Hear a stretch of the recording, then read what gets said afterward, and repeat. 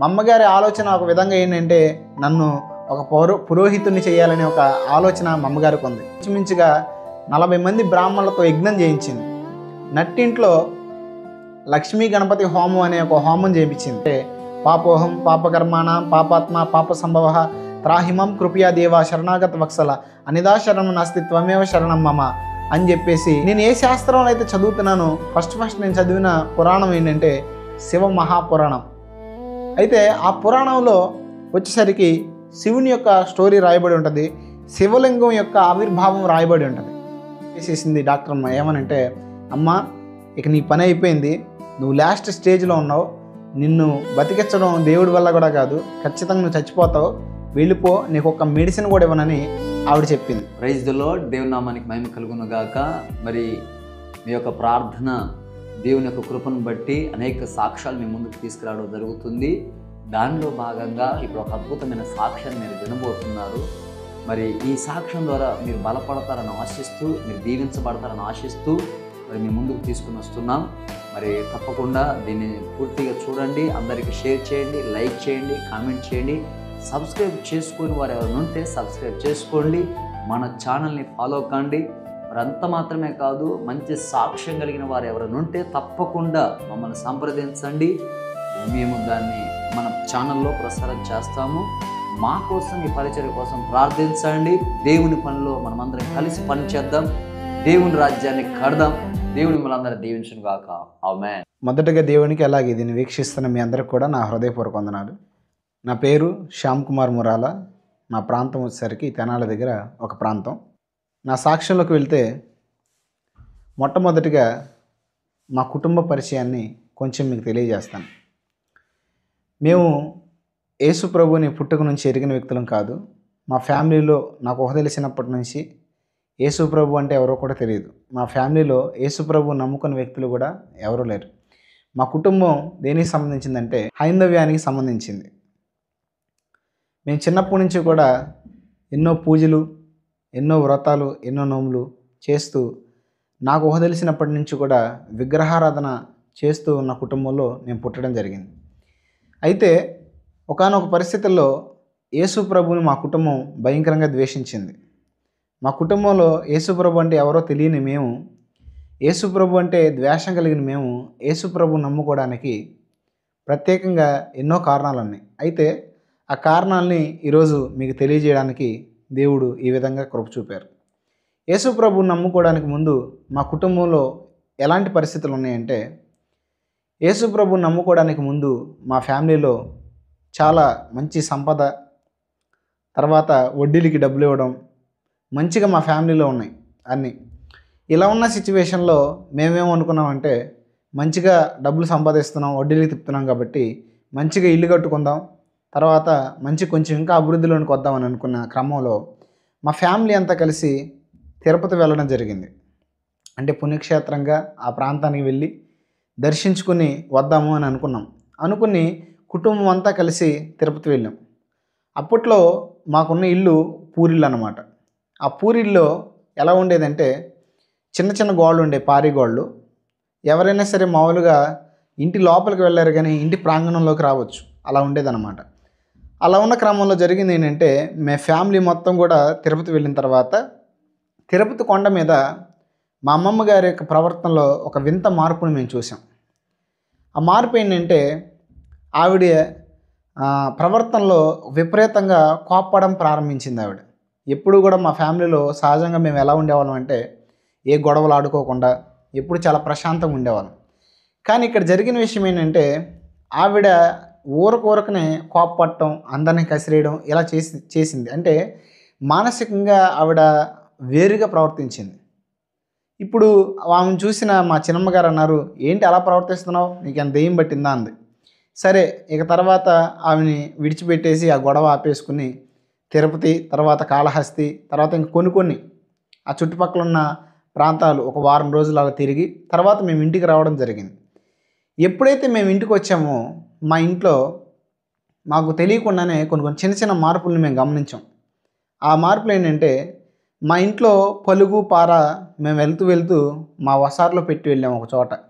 అంటే మాకు సాధారణంగా ఇంట్లో పనిముట్లు ఉన్నాయి, ఆ పనిముట్లో కొన్ని పొలుగు పార అవన్నీ అక్కడ పెట్టెళ్ళాం.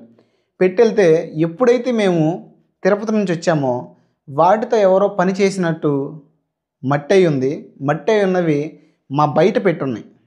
అంటే మాకు రోడ్డు వైపు పెట్టున్నాయి అనమాట, మేము పెట్టిన చోట కాకుండా. సరేలే ఒకవేళ మేమే ఊరెళ్తా ఒకవేళ మర్చిపోయి వెళ్ళామో అని చెప్పేసి అక్కడి నుంచి వెళ్ళిపోయాం. వెళ్ళిపోయిన తర్వాత మా జీవితాన్ని కంటిన్యూషన్గా కొనసాగిస్తున్నాం. అయితే ఇలా కంటిన్యూ అవుతున్న క్రమంలో ఆ రోజు రాత్రి నుంచి మా జీవితంలో మేము ఎవరూ ఊహించని ఒక విచిత్రమైన మలుపు తిరిగింది. ఆ మలుపు ఏంటంటే, ఎప్పుడూ ప్రశాంతంగా చక్కగా ఉండే మా జీవితంలో మా అమ్మమ్మ గారు సడన్గా వింత వింతగా ప్రవర్తించడం ప్రారంభించింది. ఎలా వింత వింతగా ప్రారంభించేదంటే, జుట్టెర పోసుకుని వంటగదిలో కూర్చుని ఏడుస్తూ ఉండేది. తర్వాత జుట్టెర పోసుకుని ఇంటి చుట్టూ తిరుగుతూ ఉండేది. ఒక్కొక్కసారి అయితే నవ్వేది, ఒక్కోసారి అయితే ఏడ్చేది. తర్వాత ఒక్కోసారి ఏంటి ఇలా ప్రవర్తిస్తున్నామంటే, నేను పలానా ఆ వ్యక్తిని కాదు, నేను మిమ్మల్ని నాశనం చేయడానికి వచ్చానని ఇలా మాట్లాడుతూ ఉండేది.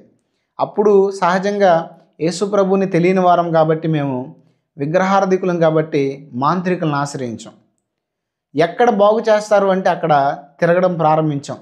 సుమారు కొన్ని లక్షల రూపాయల వడ్డీలు తిప్పే మేము ఈ మాంత్రికుల చుట్టూ తిరిగి తిరిగి తిరిగి ఆ లక్షల మొత్తం కరిగిపోయినాయి. ఎంతోమంది ఇక్కడ బాగు చేస్తారంటే అక్కడికి, అక్కడ బాగు చేస్తారంటే అక్కడికి, మాంత్రికుల చుట్టూ తిరగడం ప్రారంభించాము. మాంత్రికులు ఇళ్ళకి తీసుకురావడం ప్రారంభించాము.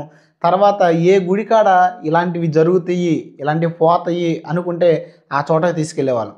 ఎక్కడికి వెళ్ళినా, ఏ చోటకి తీసుకెళ్ళినా లేదా ఏ మాంత్రికుని ఇంటికి తీసుకొచ్చినా మీకు చేతబడి చేశారని చెప్పేవాళ్ళు.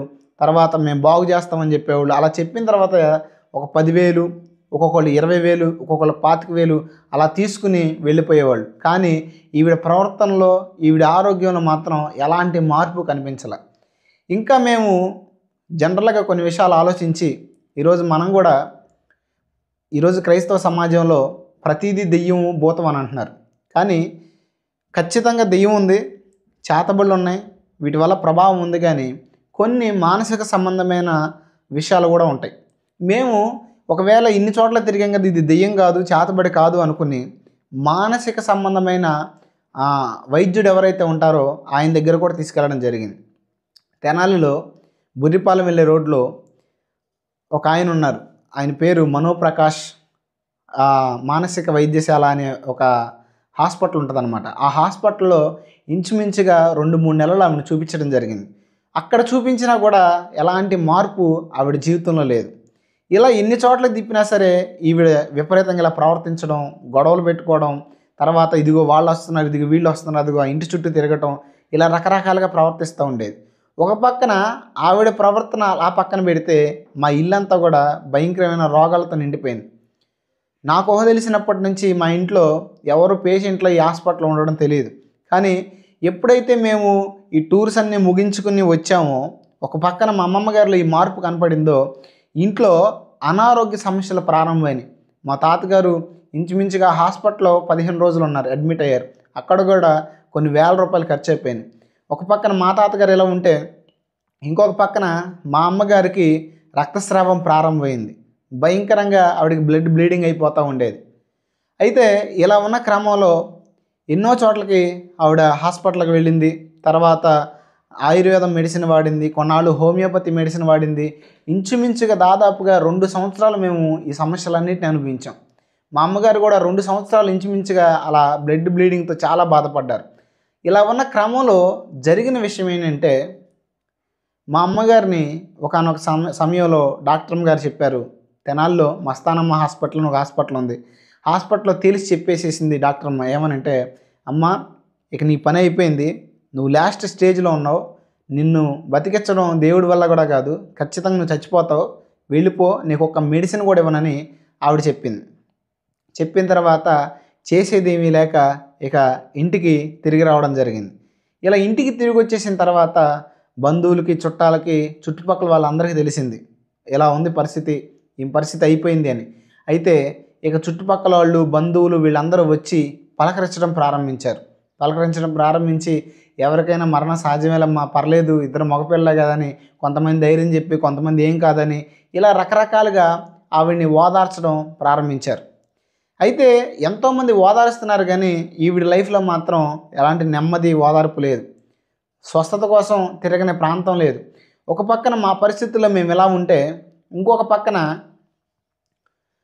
చాలామంది సలహాలు ఇవ్వడం ప్రారంభించారు. సలహాలు ఏంటంటే, మీరు ఇలా మాంత్రికులని ఈ వైద్యాలని ఇవన్నీ తిరుగుతున్నారు కానీ అసలు మీకు ఈ సమస్య ఇది కాదు, మీ సమస్య వాస్తు ప్రాబ్లం, నవగ్రహాలు ఇవి ఉండొచ్చు, ఒకసారి ఒక మంచి జ్యోతిష్యుని కలవండి అని చెప్పారు. ఇప్పుడు చాలామంది ఉచితమైన సలహాలు ఇవ్వడానికి రెడీగా ఉంటారు కదా. అలా వాళ్ళు సలహాలు ఇవ్వగానే జరిగిన విషయం ఏంటంటే, మా వాళ్ళు కూడా ఇక ఎక్కడ మంచి సిద్ధాంతం ఉన్నాడని చెప్తే అక్కడికి తిరగడం ప్రారంభించారు. సిద్ధాంతుల దగ్గరికి వెళ్ళి సిద్ధాంతుని ఇంటికి తీసుకురావడం, వచ్చిన వాళ్ళు కూడా కొన్ని వేల రూపాయలు తీసుకెళ్ళడం. వాళ్ళు వచ్చి మా ఇంటి చుట్టూ కొబ్బరి చెట్లు ఉండేయండి, కొబ్బరి చెట్లు ఉంటే ఆ కొబ్బరి చెట్ల వల్ల మీకు దరిద్రం వచ్చింది, సో ఆ కొబ్బరి చెట్లు అన్నింటిని నరికిచ్చేయండి, మీకు మంచి జరిగిద్దని చెప్పారు. తర్వాత ఒక పక్కన గోడ లేదు, ఆ పక్కన గోడ కట్టండి, గోడ కడితే మీకు మేలు జరిగిద్దని చెప్పారు. అయితే ఇప్పటికే చాలా వరకు ధనాన్ని లాస్ అయిపోయినా కూడా వాళ్ళు చెప్పారు కదా, ఇది చేస్తే అన్నా బాగుపడతామని చెప్పేసి మా వాళ్ళు ఇంటి చుట్టూ ఉన్న కొబ్బరి చెట్లు నరికిచ్చేశారు. కానీ ఇంటి చుట్టూ ఉన్న కొబ్బరి చెట్లు నరికిచ్చేశారు కానీ ఎలాంటి ప్రతిఫలం లేదు. ఇంటి చుట్టూ ఉన్న కొబ్బరి చెట్లు నరికించి ఒక మూల ఉన్న కొబ్బరి చెట్లు మాత్రం అట్టి పెట్టారు. అయితే ఎలాంటి ప్రతిఫలం లేకపోతే ఇక విసికి వేసారిపోయారు. అసలు ఎందుకు ఈ జీవితం అనే పరిస్థితి మా కుటుంబంలో ఎదురైంది. మా కుటుంబంలో దైవభక్తిని కనుక ఒకసారి గమనిస్తే, మా అమ్మగారి వృత్తి ఏంటంటే, మా ఊర్లో శివాలయం గుడి ఉందండి. దాదాపుగా చాలా పురాతనమైన గుడి, మా ఊర్లో పెద్ద గుడి అదే. దాదాపుగా ఇంచుమించు 7 సంవత్సరాలు మా అమ్మగారు దాంట్లో పనిచేశారు. నిత్యము కూడా మా అమ్మగారి విధానాలు, మా అమ్మగారి ఆచార వ్యవహారాలు ఎలా ఉండేయంటే, బ్రాహ్మణులతో ఉంటూ వాళ్ళ విధానాలు అవన్నీ నేర్చుకుని మా అమ్మగారు కనీసం ఇంట్లో మాంసాహారం కూడా తినేవాళ్ళు కాదు.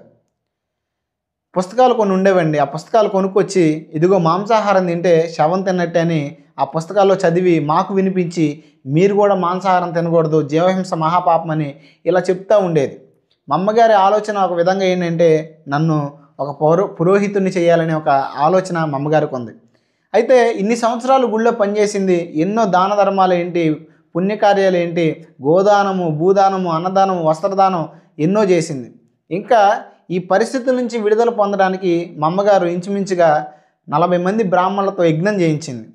నట్టింట్లో లక్ష్మీ గణపతి హోమం అనే ఒక హోమం చేయించింది కొంతమంది బ్రాహ్మణులతో. ఇలా ఎన్నో చేసింది కానీ ఆమె లైఫ్లో ఎక్కడ మనశ్శాంతి, ప్రశాంతత, స్వస్థత ఆమెకు దొరకలే. అయితే ఇలాంటి సిచ్యువేషన్లో ఆమె చేసిన పని ఏంటంటే, మొట్టమొదటిసారిగా మా ఇంటి దగ్గరలో ఒక రోడ్డు ఉంది. ఆ రోడ్డు దగ్గరలో ఒక ముసలావిడ ఉంది. ఆ ముసలావిడ ఒక బడ్డీ కొట్టు పెట్టుకుని ఆ బడ్డీ కొట్టులో ఉందన్నమాట. బడ్డీ కొట్టు నడుపుకుంటా ఉన్న ముసలావిడ దగ్గరికి మా అమ్మగారు సాయంత్రం పూట కొంచెం డిప్రెషన్గా ఉంది, ఇంటికాడ ఉంటాయని చెప్పేసి అక్కడికి వెళ్ళడం జరిగింది. ఎప్పుడైతే మా అమ్మగారు ఈ బడ్డీ కొట్టుల దగ్గరికి వెళ్తుందో, అక్కడ ఆవిడ యేసుప్రభుని నమ్ముకున్న వ్యక్తి, యేసుప్రభుని నమ్ముకున్న వ్యక్తి క్యాలెండర్లో యేసుప్రభుకి సంబంధించిన కనపడతా ఉన్నాయి. అయితే యేసుప్రభుకి సంబంధించిన క్యాలెండర్ అక్కడ చూసినప్పుడు మా అమ్మగారికి యేసుప్రభు తన జీవితంలో చేసిన కార్యాలు జ్ఞాపకం వచ్చినాయి. నేను ఇందాక చెప్పానండి స్పష్టంగా, నాకు ఊహ తెలిసినప్పటి నుంచి మాకు యేసుప్రభు అంటే ఎవరో తెలియదు, యేసుప్రభుని నమ్ముకున్నాడు మా ఇంట్లో ఎవరు లేరు. మరి మా అమ్మకి యేసుప్రభు చేసిన కార్యాలు ఎలా గుర్తొచ్చినాయి అంటే, మా అమ్మగారు వివాహమైన కొత్తలో ఆవిడ జీవితంలో డాక్టర్లు అసాధ్యమే అని చెప్పిన కార్యము ఆవిడ జీవితంలో యేసుప్రభు వారు చేశారండి. ఆ కార్యం ఏంటంటే, మా అమ్మగారికి మ్యారేజ్ అయిన తర్వాత అబార్షన్ అయిపోయిందంట. ఒకసారి ఒక అమ్మాయి పుట్టి చనిపోయిందంటండి. పుట్టి చనిపోయిన తర్వాత మరలా ఒకసారి అబార్షన్ అయిపోయిందంట. అయితే తర్వాత చాలా సంవత్సరాలు మా అమ్మగారికి ప్రెగ్నెన్సీ లేదంట. ప్రెగ్నెన్సీ లేకపోతే సాధారణంగా మన హైందవ ధర్మం ప్రకారం విధవరాలైన స్త్రీని, పిల్లలు లేని స్త్రీని చాలా అవమానకరంగా చూస్తూ ఉంటారు శుభ కార్యక్రమాల్లో. అలా ఆవిడ వెళుతున్న ప్రతి చోట ఆవిడని అవమానపరచడం, ఆవిడని గొడ్రాలని దూషించడం ఇలా చేస్తూ ఉండేవాళ్ళు. చేస్తూ ఉంటే ఆవిడ ఆ నిందలకు తట్టుకోలేక నాకు పిల్లలు కలగాలని చెప్పేసి ఎన్నో వ్రతాలు చేసిందంటండి, నోములు చేసిందంట. తర్వాత బ్రహ్మంగారి పూజ చేసేదండి మా అమ్మగారు. ఆ బ్రహ్మంగారి ఆ పూజ చేస్తూ ఉపవాసాలు చేసేదంట, బ్రహ్మంగారి గుడి చుట్టూ తిరిగేదంట. కానీ ఎలాంటి ప్రతిఫలం లేదు. ఎన్నో చోట్లకు వెళ్ళి అక్కడ మొక్కు చేస్తే పిల్లలు పుడతారు, ఇక్కడ ముడుపు కడితే పిల్లలు పుడతారని విని ఎన్నో చోట్లకు వెళ్ళిందంట. కానీ ఎక్కడికి వెళ్ళినా కూడా ఆవిడ జీవితంలో ఈ ప్రతిఫలాన్ని పొందలేకపోయింది. ఇలా ఉన్న పరిస్థితుల్లో ఒకసారి ఎవరో ఇంటి పక్కన వాళ్ళు చర్చికి వెళ్తుంటే అక్కడ జరిగిన విషయం ఏంటంటే, ఈవిడ కూడా ఎన్నో ట్రై చేశాను కదా, ఒకసారి ఈ చర్చికి వెళ్ళి చూద్దామని చెప్పిందంట. అనుకుందంట మనసులో. అనుకుంటే ఆ చర్చికి వెళ్ళి చూద్దాం అనుకుని ఫస్ట్ సారి వాళ్ళతో పాటు చర్చికి వెళ్ళిందంట. ఎప్పుడైతే వాళ్ళతో పాటు ఫస్ట్ చర్చికి వెళ్ళిందో అక్కడ ఒక ఆవిడ ఒక సాక్ష్యం చెప్తుందంట. ఆ సాక్ష్యం ఏంటంటే, నాకు డాక్టర్లు పిల్లలు పుట్టరని చెప్పారు, కానీ ఎప్పుడైతే నేను దేవా నాకు గనక పిల్లల్ని ఇస్తే నీ సేవకి ఇస్తానని తీర్మానం చేసుకున్నాను, హన్నావలే ఎప్పుడైతే నేను దేవునికి ప్రార్థన చేశానో నీ సేవకి ఇస్తాను పిల్లలని, అప్పుడు దేవుడు నాకు గర్భఫలం ఇచ్చాడని చెప్పేసి ఆవిడ సాక్ష్యం చెప్పిందంటండి. ఇప్పుడు మా అమ్మగారికి యేసుప్రభు ఎవరో తెలియదు, తర్వాత యేసుప్రభు సేవ అంటే ఏంటో తెలియదు, యేసుప్రభుకి పిల్లల్ని సేవకు ఇవ్వడం అంటే ఏంటో తెలియదు. అయినా కూడా ఈవిడ మనసులో ఏం కలిగిందంటే, ఓహో యేసుప్రభుకి సేవకి ఇస్తానంటే ఆ ఇష్టమేమో పిల్లల్ని ఇస్తాడేమోనని చెప్పేసి, అయ్యా నేను కూడా నీకు సేవకి ఇస్తాను, నాకు గనక పిల్లల్ని ఇస్తే అని చెప్పేసి ఈ దేవుడి దగ్గర ప్రార్థన చేసిందంట. ఎప్పుడైతే ఆ ప్రార్థన చేసిందో దేవుడు ఆ ప్రార్థన విన్నాడండి. తర్వాత జరిగిన విషయం ఏంటంటే, ఒక శుక్రవారం రోజు మా అమ్మగారు అట్లా ఒక 2-3 వారాలు చర్చికి వెళ్ళారు. వెళ్ళిన తర్వాత ఒక శుక్రవారం రోజు మా అమ్మగారు ఉపవాసం ఉన్నారంట. బైబిల్ కొత్త నిబంధన గ్రంథం ఊరనే 2 ముక్కలు ఆవిడకి వచ్చి చదువుకుని ఉపవాసం ఉండి యేసు ప్రభుకి అలా పడుకుందంటండి. ఎప్పుడైతే ఆమె అలా పడుకుందో ఒక దేవదూత ఒక మెరిసే బిడ్డను తీసుకొచ్చి పక్కలో పడుకోబెట్టినట్టు కల వచ్చిందంటండి ఆవిడకి. ఎప్పుడైతే ఆ కల వచ్చిందో ఆవిడ ప్రెగ్నెన్సీ కన్ఫామ్ అయింది. డాక్టర్లు ఏదైతే అప్పుడు అసాధ్యం అన్నారో ఇప్పుడు సాధ్యమైంది ఆవిడ జీవితంలో. తర్వాత ఆవిడ యేసు ప్రభుని వదిలేసింది. అంటే 2-3 వారాలు తన కార్యం నిమిత్తం వెళ్ళింది. తర్వాత కార్యాన్ని పొందుకున్న తర్వాత దేవుణ్ణి వదిలేసింది. ఈరోజు మనం కూడా చాలాసార్లు అంతే కదా, దేవుని దగ్గరికి కార్యాల కోసం వస్తాం, కార్యం చేసిన తర్వాత కృతజ్ఞతను కోల్పోతాం, కృతజ్ఞతగా ఉండం. అయితే మా అమ్మగారు కూడా అలా దేవుణ్ణి ఎప్పుడైతే వదిలిపెట్టిందో, మా అమ్మగారు దేవుణ్ణి వదిలిపెట్టింది కానీ యేసు ప్రభు మాత్రం ఆమెను విడిచిపెట్టలేదండి. ఎన్నో పరిస్థితులు, క్లిష్టమైన పరిస్థితులు, భయంకరమైన సందర్భాలు ఆవిడ జీవితంలో ఎదురైనప్పుడు ఎవరు ఆమెను కనికరించలేదు, ఎవరు ఆవిడ దగ్గరికి రాలేదు. కానీ యేసు ప్రభు వారు ఆవిడ పదే దర్శించేవాడంట. మా అమ్మగారు ఎలా పూజలు చేసేవాళ్ళు అంటే, ఒక్కో శుక్రవారం వస్తే కనీసం పచ్చి మంచినీళ్ళు కూడా ముట్టుకునేవాళ్ళు కాదండి. 108 సార్లు గాయత్రి మంత్రం జపించేవాళ్ళు. మా ఇంట్లో తులసి మాల ఉండేది, దాంతో జపమాలతో జపం చేసేవాళ్ళు. ఒక్కొక్క శుక్రవారం వస్తే చాలా నిష్టగా మా అమ్మగారు పూజలు పునస్కారాలు చేస్తూ ఉండేవాళ్ళు. ఇలా ఉన్న మా అమ్మగారి జీవితంలో చూడండి, భయంకరమైన కష్టాలు, భయంకరమైన శ్రమలు ఎదురవుతున్నప్పుడు ఎవ్వరు పట్టించుకోలేదంట. మా నాన్నగారు చనిపోయే పరిస్థితి ఎదురైందండి. పరిస్థితులు ఎదురైనా కూడా యేసు ప్రభు వారు మా అమ్మగారిని విడిచిపెట్టల. ఆ పరిస్థితుల్లో మా అమ్మగారు ఎన్నో హాస్పిటల్ తిప్పింది మా నాన్నగారిని, కానీ ఎక్కడా ప్రతిఫలం లేదు. అయితే ఈవిడికి అదే సమయంలో ఒక కల వచ్చిందంటండి. ఆ కలలో ఒక చీకటి కలిగిన తోటలో ఈవిడ కూర్చుని ఏడుస్తుందంటండి. ఏడుస్తుంటే ఎటు దారి కనిపించట్లేదంట. ఒక దేవదూత కాగడా పట్టుకుని ఆవిడ దగ్గరకు వచ్చిందంట. ఆ దేవదూత వెనకాల యేసు ప్రభు వారు వచ్చి చెప్తున్నారంట, అమ్మా ఎటు వెళ్ళడానికి నీకు మార్గం తెలియట్లేదా? నేనే మార్గం, నన్ను వెంబడించు, నేను నీకు దారి చూపిస్తానని చెప్పాడంటండి యేసు ప్రభు వారు. ఎప్పుడైతే ఈ విషయం చెప్పారో మా అమ్మగారు అందంట, ప్రభువా నిన్ను వదిలేసి చాలా కాలం అయింది కదా, నేను నిన్ను అసలు పట్టించుకోవట్లేదు కదా, ఎందుకు పదే నన్ను దర్శిస్తున్నావు అందంటండి మా అమ్మ. ఎప్పుడైతే మా అమ్మగారు అలా అందో ఆయన యేసు ప్రభు వారు వెళ్ళిపోయారు. వెళ్ళిపోయిన తర్వాత జరిగిన విషయం ఏంటంటే, కొన్నాళ్ళ తర్వాత మా నాన్నగారు చనిపోయారండి. మా నాన్నగారు చనిపోయిన డేటు ఆశ్చర్యకరంగా ఉంది. ఆ డేట్ ఏంటంటే 2003 డిసెంబర్ 25వ తారీఖు. ఆ రోజు ఏంటో మనందరికీ తెలుసు. ఇక్కడ మనం గుర్తుపెట్టుకోవాల్సిన విషయం ఏంటంటే, యేసు ప్రభు మాట వినలేదు కాబట్టి యేసు ప్రభు చంపేశాడని నేను చెప్పట్లేదు. నేను చెప్పేది ఏంటంటే, దేవుడు ఆవిడ జీవితాన్ని మార్చుకోవడానికి ఒక అవకాశాన్ని ఇచ్చాడు. ఆవిడ జీవితంలో టర్నింగ్ అవ్వడానికి ఒక అవకాశాన్ని ఇచ్చాడు. కానీ ఆవిడ కులం, మతం అడ్డం వచ్చి ఆవిడ ఏం చేసిందంటే, ఇది మా కులం కాదు, అది మా మతం కాదని చెప్పేసి దేవుడిచ్చిన అవకాశాన్ని త్రోసిపుచ్చింది. తర్వాత జరిగిన విషయం ఏంటంటే, మా నాన్నగారు చనిపోవడం జరిగింది. మా నాన్నగారు చనిపోయిన తర్వాత కూడా యేసు ప్రభు వారు అనేకమైన దర్శనాల ద్వారా మా అమ్మతో మాట్లాడేవారంట. ఒక గొర్రెల కాపరిలాగా వచ్చేవాడంట, తన శిష్యులతో వచ్చేవాడంట, నేను నీతో ఉన్నానమ్మా భయపడొద్దని చెప్పేవాడంట. ఇలా చెప్పినప్పటికీ కూడా మా అమ్మగారు యేసు ప్రభుని యాక్సెప్ట్ చేయలేదు. ఇప్పుడు ఎప్పుడైతే మా కుటుంబం అంతా ఇలాంటి భయంకరమైన సమస్యలు, భయంకరమైన శ్రమలు, దరిద్రం అనుభవిస్తుందో, చావే శరణం అనే పరిస్థితులు ఎదురొచ్చినాయో, అప్పుడు జరిగిన విషయం ఏంటంటే, మా అమ్మగారు యేసు ప్రభు దగ్గరకు వచ్చారు. అప్పుడు ఆ బడ్డీ కొట్టు దగ్గర కూర్చుని దేవుని కార్యములన్నింటినీ జ్ఞాపకం చేసుకుని ఒక చిన్న ప్రార్థన చేస్తుందంట. ఆ ప్రార్థన ఏంటంటే, ప్రభువా ఇదిగో అప్పుడు డాక్టర్లు అసాధ్యం అన్నారు, కానీ నువ్వు కార్యం చేసావు. అదే దేవుడు నేడు ఉన్నావు నాయన. నువ్వు గనక నా జీవితంలో నన్ను బ్రతికిస్తే ఈ బ్రతుకు ఖచ్చితంగా నీకు అంకితం చేస్తా. ఎవరు ఎన్నొచ్చినా అప్పట్లో మా అమ్మగారు చేసే పని ఏంటంటే, గుళ్ళో పని చేస్తూ బ్రాహ్మణులలో ముగ్గులు వేస్తూ ఉండేదండి. మా అమ్మగారు ఒక పక్కన గుళ్ళో పనిచేసేది, తర్వాత ముగ్గులు వేస్తూ ఉండేదన్నమాట. నేను ముగ్గులు వేయడం మానేస్తాను, ఇట్లా గుళ్ళో పూజలు చేయడం మానేస్తాను, అన్నీ మానేసి నా జీవితాన్ని నీకు ఇస్తానని తీర్మానం చేసుకుంది. మీరు నమ్మండి నమ్మకపోండి, ఆశ్చర్యకరమైన విషయం ఏంటంటే దేవుడు ఆ రాత్రి ఆవిడని దర్శించాడు. అదే రోజు రాత్రి ఆవిడ స్వస్థత పొందింది. దేవుని ఆశ్చర్యకరమైన కృప ఏంటంటే, ఎన్ని హాస్పిటల్ చుట్టూ తిరిగినా, ఎన్ని హోమియోపతి ఆయుర్వేదం అని ఎన్ని మెడిసిన్లు వాడినా తగ్గని ఆ రక్తస్రావం ఎప్పుడైతే ఆవిడ దేవుడి దగ్గర ఒక తీర్మానం చేసుకుందో, ఆ తీర్మానం ఏంటంటే, నువ్వు నన్ను బతికిస్తే, నువ్వు నన్ను స్వస్థపరిస్తే నా జీవితానికి ఇస్తానని. ఆ తీర్మానం తర్వాత జరిగిన విషయం ఏంటంటే, దేవుడు ఆశ్చర్యకరంగా ఆమెను స్వస్థపరిచాడు. ఎప్పుడైతే దేవుడు ఆమెను స్వస్థపరిచాడో అప్పుడు ఆవిడ అన్నీ వదిలేసి యేసు ప్రభు దగ్గరికి వెళ్ళిందండి. ఇంట్లో పూజలు చేయడం మానేసింది. ప్రతిరోజు 5ంటికి లెగిసి మా ఇంట్లో ఫొటోస్ ఎలా ఉండేవి అంటే, ఇంచుమించుగా 6 అడుగుల ఎత్తు పటాలు ఉండేవి, కొన్ని పటాలు 5 అడుగుల ఎత్తు పటాలు ఉండేవి, కొన్ని 4 అడుగుల ఎత్తు పటాలు ఉండేవి. మా ఇల్లు సగం అంతా కూడా ఫొటోస్తోనే నిండిపోయిందండి. అంత బహుగా చేసేది మా అమ్మగారు.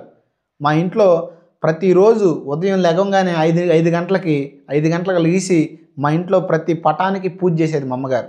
అలాంటి వ్యక్తి ఎప్పుడూ కూడా విగ్రహారాధన మానని వ్యక్తి ఒక్కసారి అన్నీ వదిలేసి మందిరానికి వెళ్తుంటే మా ఇంట్లో మా తాతగారు తిట్టడం ప్రారంభించాడు. మనమేంటి, మన మతం ఏంటి, మన కులం ఏంటి, నువ్వు నమ్ముకున్న దేవుడు ఏంటి అని చెప్పేసి మా అమ్మగారిని మాట్లాడటం జరిగింది. అయినా కూడా మా అమ్మగారు ఒకటే చెప్పింది, నేను కష్టంలో ఉన్నప్పుడు, దరిద్రంలో ఉన్నప్పుడు, శాపంలో చావుకు లోనైనప్పుడు రాని నా మతం, నేను చావుకు లోనైనప్పుడు రాని నా కుల సంబంధమైన వ్యక్తులతో నాకు పని లేదు. ఖచ్చితంగా నా దేవుడు నా జీవితాన్ని మార్చాడు, కాబట్టి నా జీవితం నా దేవునికి అంకితం అని చెప్పేసి ఆవిడ సాక్ష్యం ఇచ్చి ప్రతి ఆదివారం, ప్రతి శుక్రవారం మందిరానికి వెళ్ళడం ప్రారంభించిందండి. ఎప్పుడైతే ఆవిడ మందిరానికి వెళ్ళడం ప్రారంభించిందో అప్పుడు యేసు ప్రభుని గురించిన సువార్త నాకు చెప్పాలని ప్రయత్నం చేసేది. కానీ నా సాక్ష్యంలోకి వస్తే, నన్ను చిన్నప్పటి నుంచి మా అమ్మగారు ఎలా ట్రైన్ చేశారంటే, కనీసం పడుకునేటప్పుడు ఒక చిన్న స్టోరీ చెప్పాలన్నా కూడా దేవుళ్ళ గురించి, పురాణాల గురించి, ఇలా వీటి గురించే చెప్పేది తప్ప లోకానుసారమైన విషయాలు ఏది చెప్పేది కాదు. మా అమ్మగారు నన్ను పెంచిన విధానం ఏంటంటే, ఏ స్నేహము, ఏ సహవాసం లేదండి నాకు తెలిసిందల్లా చిన్నప్పటి నుంచి 2 విషయాలు. ఒకటి గుడి, రెండోది బడి. ఉంటే బడికి వెళ్ళడం, లేదంటే గుళ్ళో ఉండడం. ఇదే మా అమ్మగారు నాకు నేర్పారు. చిన్నప్పటి నుంచి నాకు భక్తి నేర్పిన క్రమం ఏంటంటే, నిష్టగా ఉండాలి. ఎందుకంటే మనం ఒక గొప్ప మతంలో ఉన్నాం, మనది ఉన్నతమైన ధర్మం అని ఇలా చిన్నప్పటి నుంచి కూడా నాకు హైందవ్యాన్ని ఉగ్గుపాలతో నూరిపోశారండి. చాలామంది ఈరోజు యేసు ప్రభుని నమ్ముకుని మందిరానికి వెళ్తున్న వారిని, మతోన్మాదులైన వారు చాలామంది విమర్శించేది ఏంటంటే, వాటి కోసం నువ్వు మతం మారావు, వీటి కోసం నువ్వు మతం మారావు, మీకు గోధుమలు ఇస్తారని, బియ్యం ఇస్తారని ఇలా రకరకాలుగా తక్కువ చేసి మాట్లాడుతున్నారండి. ఇక్కడ విషయం ఏంటంటే, ఒక మనిషి తనకున్న చిన్న అలవాటుని మనిషి మార్చుకోలేడు. అలాంటిది ఉగ్గుపాలతో పెంచిన మతాన్ని, లోపల ఉన్న పరిపూర్ణమైన విశ్వాసాన్ని విడిచిపెట్టి యేసుప్రభు దగ్గరికి రావడం అంటే మాటలు కాదు. యేసుప్రభు దగ్గరికి వచ్చాడు అంటే ఒక వ్యక్తి సమస్తాన్ని త్యాగం చేసి వస్తేనే ఖచ్చితంగా నిజంగా ఆయన దగ్గరకు వచ్చినట్టు. ఎప్పుడైతే నేను ఇట్లా చిన్నప్పటి నుంచి పెరిగానో, మా అమ్మగారు ఇట్లా యేసుప్రభు గురించి చెప్తుంటే మా అమ్మగారిని తిట్టేవాడిని, మా అమ్మగారిని దూషించేవాడిని. నువ్వు నమ్ముకుంటే నమ్ముకో, నువ్వు వెళ్తే వెళ్ళు, అసలు మనకి ఎంతమంది ఉండగా వాడెవడో నమ్ముకున్నావు, అసలు వాళ్ళ కులం ఏంటి, వాళ్ళ మతం ఏంటి, మన మతం ఏంటి అని, మన ఆచారాలు, మన సంప్రదాయాలు ఏంటి, ఇంత గొప్ప హిందూ ధర్మాన్ని వదిలిపెట్టి ఆ క్రైస్తవంలోకి వెళ్తావా, ఏముంది అక్కడ, మన దగ్గర లేనిదేంటి, అక్కడ ఉందేంటని ఇలా రకరకాలుగా మా అమ్మగారిని మాట్లాడేవాడిని. ఒకసారి మా అమ్మగారు ప్రార్థన చేసుకుంటే కాలుతో కూడా తనడం జరిగిందండి. అంత మూర్ఖంగా ఉన్నా నేను. తర్వాత ఎవరైనా యేసుప్రభు నమ్ముకున్న వాళ్ళు మా ఇంటికి వస్తే వాళ్ళని దూషించేవాడిని, వాళ్ళని తిట్టేవాడిని, పాస్టర్లు వస్తే పాస్టర్లను తిట్టేవాడిని. ఇట్లా విపరీతంగా నా యొక్క వాదన జరుగుతూ ఉండేది వాళ్ళతో. ఎవరన్నా యేసుప్రభు నమ్ముకున్న ఇంటికి వస్తే వాళ్ళు ఊరకనే ఉండక యేసుప్రభు గొప్ప దేవుడు, ఆయన సజీవుడు అని ఇట్లా మాట్లాడితే నేను వాళ్ళకి సెటైర్లు వేస్తూ ఉండేవాడిని. అంటే యేసుప్రభు గురించి నాకు పరిపూర్ణంగా తెలియకపోయినా ఏదో 4 సినిమాలు చిన్నప్పటి నుంచి ఎప్పుడన్నా సినిమాలు చూసో లేకపోతే ఎవరో చెప్పినవి వినో యేసు ప్రభు గురించి కొంచెం అవగాహన ఉంది. అవగాహన ఏంటంటే అందరికీ తెలిసిన విషయం, సిలువ కనపడంగానే ఈ సిలువ ఎవరిదరా అంటే యేసు ప్రభు మోసి చనిపోయాడని. అలా నాకున్న చిన్న అవగాహనతో ఏమి తెలియకపోయినా ఇప్పుడున్న మతోన్మాదులు కూడా ఏమి తెలియదండి, కానీ తెలిసినట్టు ఎలా ప్రవర్తిస్తున్నారో నేను కూడా అప్పుడు తెలిసినట్టు ప్రవర్తించేవాడు అనమాట.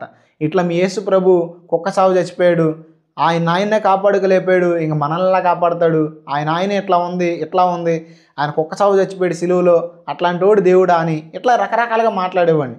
అదే మా దేవుడిని చూడండి, గదలుండాయి, ఆయుధాలు ఉన్నాయి, అందరినీ రక్షిస్తారని ఇట్లా మాట్లాడుతూ ఉండేవాడిని. ఇలా మాట్లాడుతూ దూషిస్తున్న నాకు మా అమ్మగారు స్వార్థ చెప్దామని ప్రయత్నం చేస్తే అస్సలు వినేవాడిని కాదు.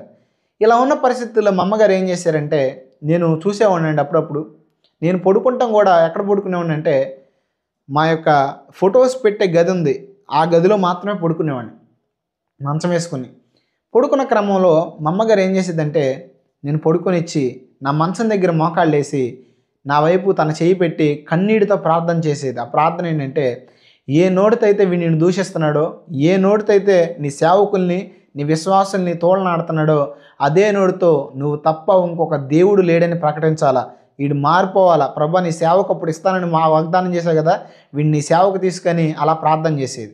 నేను అనుకునేవాడిని ఈమె ప్రార్థన చేస్తేనో ఎవడో పిలిస్తేనో నేను సేవకి వెళ్తానా, నేను మారతానా అని ఆవిడ్ని హేళనగా మాట్లాడుతూ ఉండాను. ఇలా ఉన్న పరిస్థితుల్లో జరిగిన విషయం ఏంటంటే, చిన్నప్పటి నుంచి మా అమ్మగారు నాకు నేర్పిన భక్తి క్రమంలో ఎప్పుడూ కూడా అజ్ఞానంగా నేను భక్తి చేయలేదండి. నేను ఎప్పుడు భక్తి చేసినా కూడా జ్ఞానయుక్తముగానే భక్తి చేశాను. చిన్న చిన్న విషయాలు సైతము ఏది ఎందుకు చేయాలి అనేది స్పష్టంగా ఆలోచించే చేశాను. ఈరోజు చాలామంది వారు చేస్తున్న భక్తి ఎందుకు చేస్తున్నారో తెలియట్లా. దేవుడు ఒక్కడని సకల మతాలు చెప్తేనే ఆ ఒక్క దేవుడు ఎవరో తెలియాలంటే అసలు మనం ఎందుకు నమ్ముతున్నామనే ఆలోచన ఉండాలి. పిచ్చోడికి జ్ఞానం కలిగిన వ్యక్తికి తేడా ఏంటంటే, పిచ్చోడు చేసే పనులు ఎందుకు చేస్తాడో వాడికి తెలియదు, కానీ జ్ఞానం కలిగేవాడు ఏ పని ఎందుకు చేస్తున్నాడో తెలుసుకుని చేస్తాడు. ఈరోజు మీరు చేసే భక్తి కానీ మీరు చేసేవి కానీ మీరు తెలియకుండా చేస్తే ఖచ్చితంగా మీరు జ్ఞానవంతులు అనబడరు, మీరు పిచ్చోళ్ళనే అనబడతారు.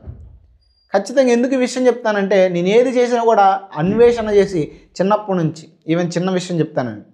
చిన్నప్పుడు మా అమ్మమ్మ గారు పాలల్లో పెరిగేమంది.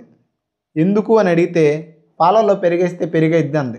అప్పుడు నాకు వెంబడొచ్చిన ఆలోచన ఏంటంటే, పాలల్లో పెరిగేయకుండా అసలు పెరుగు రాదు కదా, అలాంటిది అసలు ఫస్ట్ పెరుగు ఎలా పుట్టింది అని క్వశ్చన్ వచ్చింది. క్వశ్చన్ రాగానే మా అమ్మమ్మ గారిని అడిగితే అదేం ప్రశ్న రా అంది. ఈరోజు చాలామంది క్వశ్చన్లు రావు.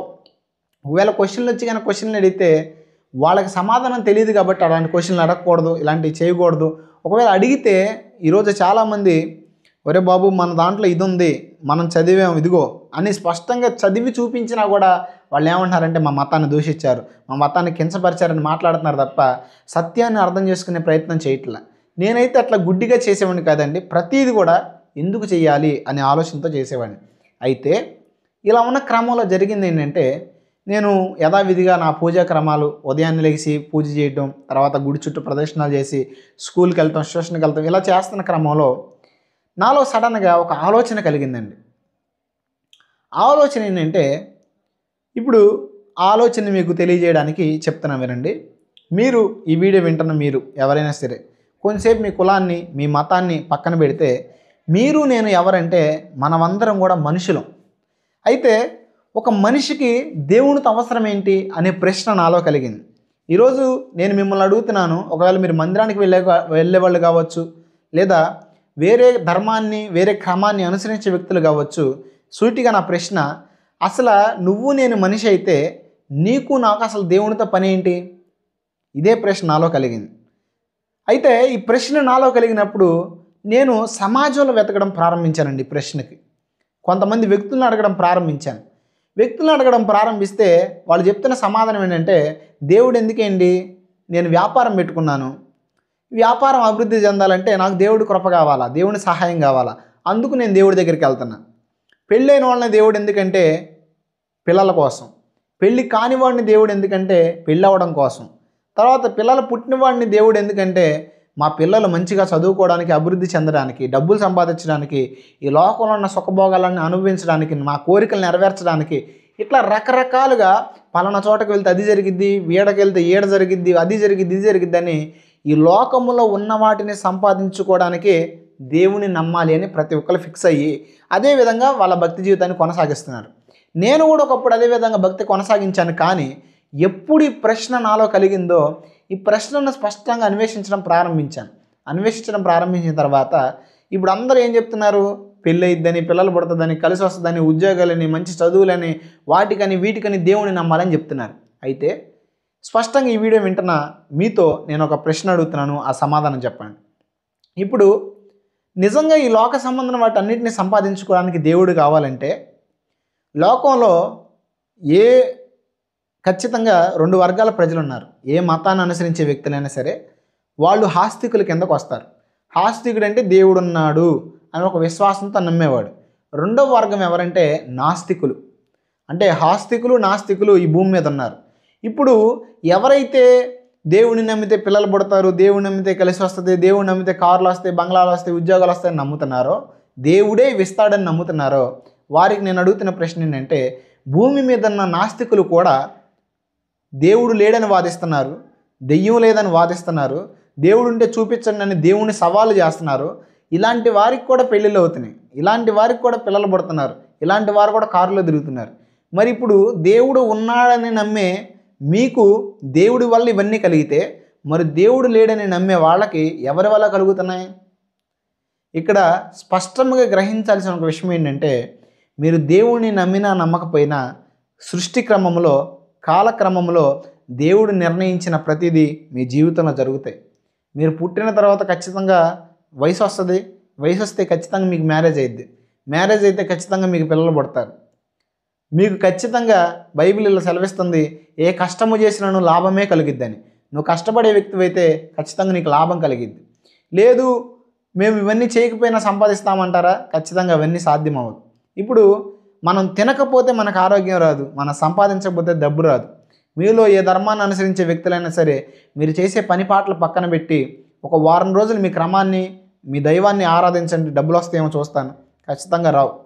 ఎందుకంటే మీ ప్రయత్నం లేకుండా మీ జీవితంలో మీరు ఏది సాధించలేరు. ఎందుకంటే దేవుడు నియమించాడు ఆల్రెడీ కష్టపడేవాడికి జీతం రావాలి అని. అలా నువ్వు దైవ క్రమాన్ని అనుసరించి దేవుడిని నమ్మకపోయినా సరే, నాస్తికుడివైనా నువ్వెవరైనా సరే నీకు లోకంలో ప్రతిదీ వస్తాయి. ఇప్పుడు ఈ విషయాన్ని బట్టి ఆలోచిస్తే లోకంలో ఉన్న ప్రతిదాన్ని సంపాదించుకోవడానికి దేవుడు అవసరం లేదని మనకు స్పష్టంగా అర్థమైపోయింది. మరి ఎందుకు అసలు దేవుడితో పని ఏంటి మనకి? దేవుడిని ఎందుకు నమ్మాలి? ఇంకా ఈ ప్రశ్న నాలో రగలడం ప్రారంభమయ్యి అన్వేషణ చేయడం ప్రారంభించాను. నాకు తెలిసిన కొందరిని అడగడం ప్రారంభించా. నేను చేసే క్రమాల్ని చూడడం ప్రారంభించినప్పుడు నాకు స్పష్టంగా అర్థమైన ఒక విషయం ఏంటంటే మనిషి జన్మతః కర్మతః పాపి. ఈ పాపాన్ని పోగొట్టుకుని మనిషి జీవిత పరమార్థాన్ని ఎరిగి మోక్షం స్వతంత్రించుకోవడమే మానవ జీవితం యొక్క మెయిన్ పరమార్థం. ఈ పరమార్థాన్ని ఒక మనిషి జీవితంలో నెరవేర్చడానికే భగవంతుడు కావాలి అనే ఒక స్పష్టమైన విషయాన్ని నేను తెలుసుకున్నాను. అంటే ఒక మనిషికి భగవంతుడితో పని ఏంటంటే మనిషిని జన్మ కర్మ పాపాల నుండి విడిపించి మనిషికి మోక్షాన్ని ప్రసాదించడానికే మనిషికి దేవుడు కావాలనే స్పష్టమైన స్పృహ నేను హైందవ ధర్మంలో తెలుసుకున్నాను. ఈరోజు చాలామంది హైందవ ధర్మంలో ఉన్న పెద్దలు ఏం చేస్తున్నారంటే క్రైస్తవ్యంలో పాప క్షమాపణకి మార్గం ఉందని అనేకులు తెలుసుకుని బోధిస్తున్నప్పుడు మా మతం పాపం లేదని చెప్తుంది, మా మతంలో అందరూ పుణ్యాత్ములు అని చెప్తుంది, హిందూ ధర్మం ప్రకారం పాపమే లేదని చెప్తుంది అని చెప్పేసి చాలామంది కావాలని చెప్పేసి ప్రజల్ని మోసం చేస్తున్నారండి. అయితే నేను జన్మతో కర్మతో పాపినని తెలుసుకుంది ఎక్కడంటే క్రైస్తవ్యంలో కాదు, హైందవ్యంలో. ఎవరు నన్ను ఈ పాపం నుంచి విడిపించగలరని చెప్పేసి నేను వెతకడం ప్రారంభించానండి. ఖచ్చితంగా ప్రతి పూజలో చిన్న పూజ చేసినా సరే మీరు కావాలంటే గమనించండి, ఎవరైనా సరే హైందవ సహోదరులు ఈ వీడియో చూస్తుంటే పాపోహం పాపకర్మాణం పాపాత్మ పాప సంభవ త్రాహిమం కృపయా దేవ శరణాగత వత్సల అనిదా శరణం నాస్తి త్వమేవ శరణం మమ అని చెప్పేసి ఖచ్చితంగా చిన్న పూజలో కూడా చదువుతారండి. దీని అర్థం ఏంటంటే పాపిని, పాపకర్మలు చేయించున్నాను, పాపాత్మ కలిగిన వాడను, నేను పుట్టుకతో పాపిని. పాప సంభవం అంటే పుట్టుకతో పాపిని, పాపంలో పుట్టాను, నా పాపం నుంచి నేను విడుదల పొందడానికి ఎన్ని చేసినా ఏమీ నా పాపం నుంచి నేను పరిహరించలేవని చెప్పేసి దీని యొక్క అర్థం అండి. ఎందుకు ఈ విషయం చెప్తున్నానంటే ఈరోజు పాపము క్షమాపణ ఎక్కడుంది, పుణ్యం ఎక్కడ కలిగిద్దని ఒక అన్వేషణతో హైందవ మతం ఉందండి. కానీ దాన్ని రాంగ్ ట్రాక్లోకి ఈరోజు చాలామంది తీసుకెళ్తున్నారు. హైందవ్యం వెతికింది పాప క్షమాపణను, హైందవ గ్రంథాలు చెప్తున్నాయి పాప క్షమాపణ పొందాలి అని. ఋషులు కూడా ఏం ప్రార్థన చేశారంటే, అసతోమా సద్గమయ సమతోమా జ్యోతిర్గమయ మృత్యోర్మ అమృతంగమయ ఓం శాంతి శాంతి అని అడిగారు. దీని అర్థం నేను చెప్పవసరం లేదు, అందరికీ తెలుసు. అసత్యం అనే చీకటిలో ఉన్న నన్ను సత్యమనే వెలుగులో నడిపించమని దేవుణ్ణి వేడుకున్నారండి ఆనాటి ఋషులు. ఎందుకు వేడుకున్నారంటే మనిషి అసత్యంలో ఉన్నాడని, మనిషి పాపంలో బ్రతుకుతున్నాడని, మనిషిలో పాపం ఉన్నదని వారు తెలుసుకున్నారు. కాబట్టి పాపం పోయే మార్గం కొరకు వెతికారు, అనేకమైన పనులు చేశారు. ఇప్పుడున్నవారు నీ పాపం పోవాలంటే భూదానం ఇవ్వు, గోదానం ఇవ్వు, అన్నదానం ఇవ్వు అని రకరకాలుగా చెప్తున్నారు. కానీ స్పష్టంగా హైందవ శాస్త్రం ఏం చెప్తుందంటే నపుణ్యం దాన ధర్మస్య అని చెప్తుంది. అంటే నీకు పుణ్యము నువ్వు చేసే కార్యాల వల్ల, దాన ధర్మాల వల్ల కలగదు అని అర్థం. ఇప్పుడు నేను నా పాపం ఎలా పోయిద్ది అని వెతకడం ప్రారంభించినప్పుడు మా ఇంట్లో సాధారణంగా అప్పట్లో మా అమ్మగారు విపరీతమైన పూజలు చేసేవాళ్ళు కాబట్టి కాలజ్ఞానం, తర్వాత భగవద్గీత, తర్వాత కొన్ని పురాణాలు, శివమహాపురాణం, ఇలా కొన్ని పురాణాలు, బలిశాస్త్రము, పంచాంగము, ఇవి మా ఇంట్లో ఉండేవండి. ఇంకా కొన్ని పుస్తకాలు ఉన్నాయి.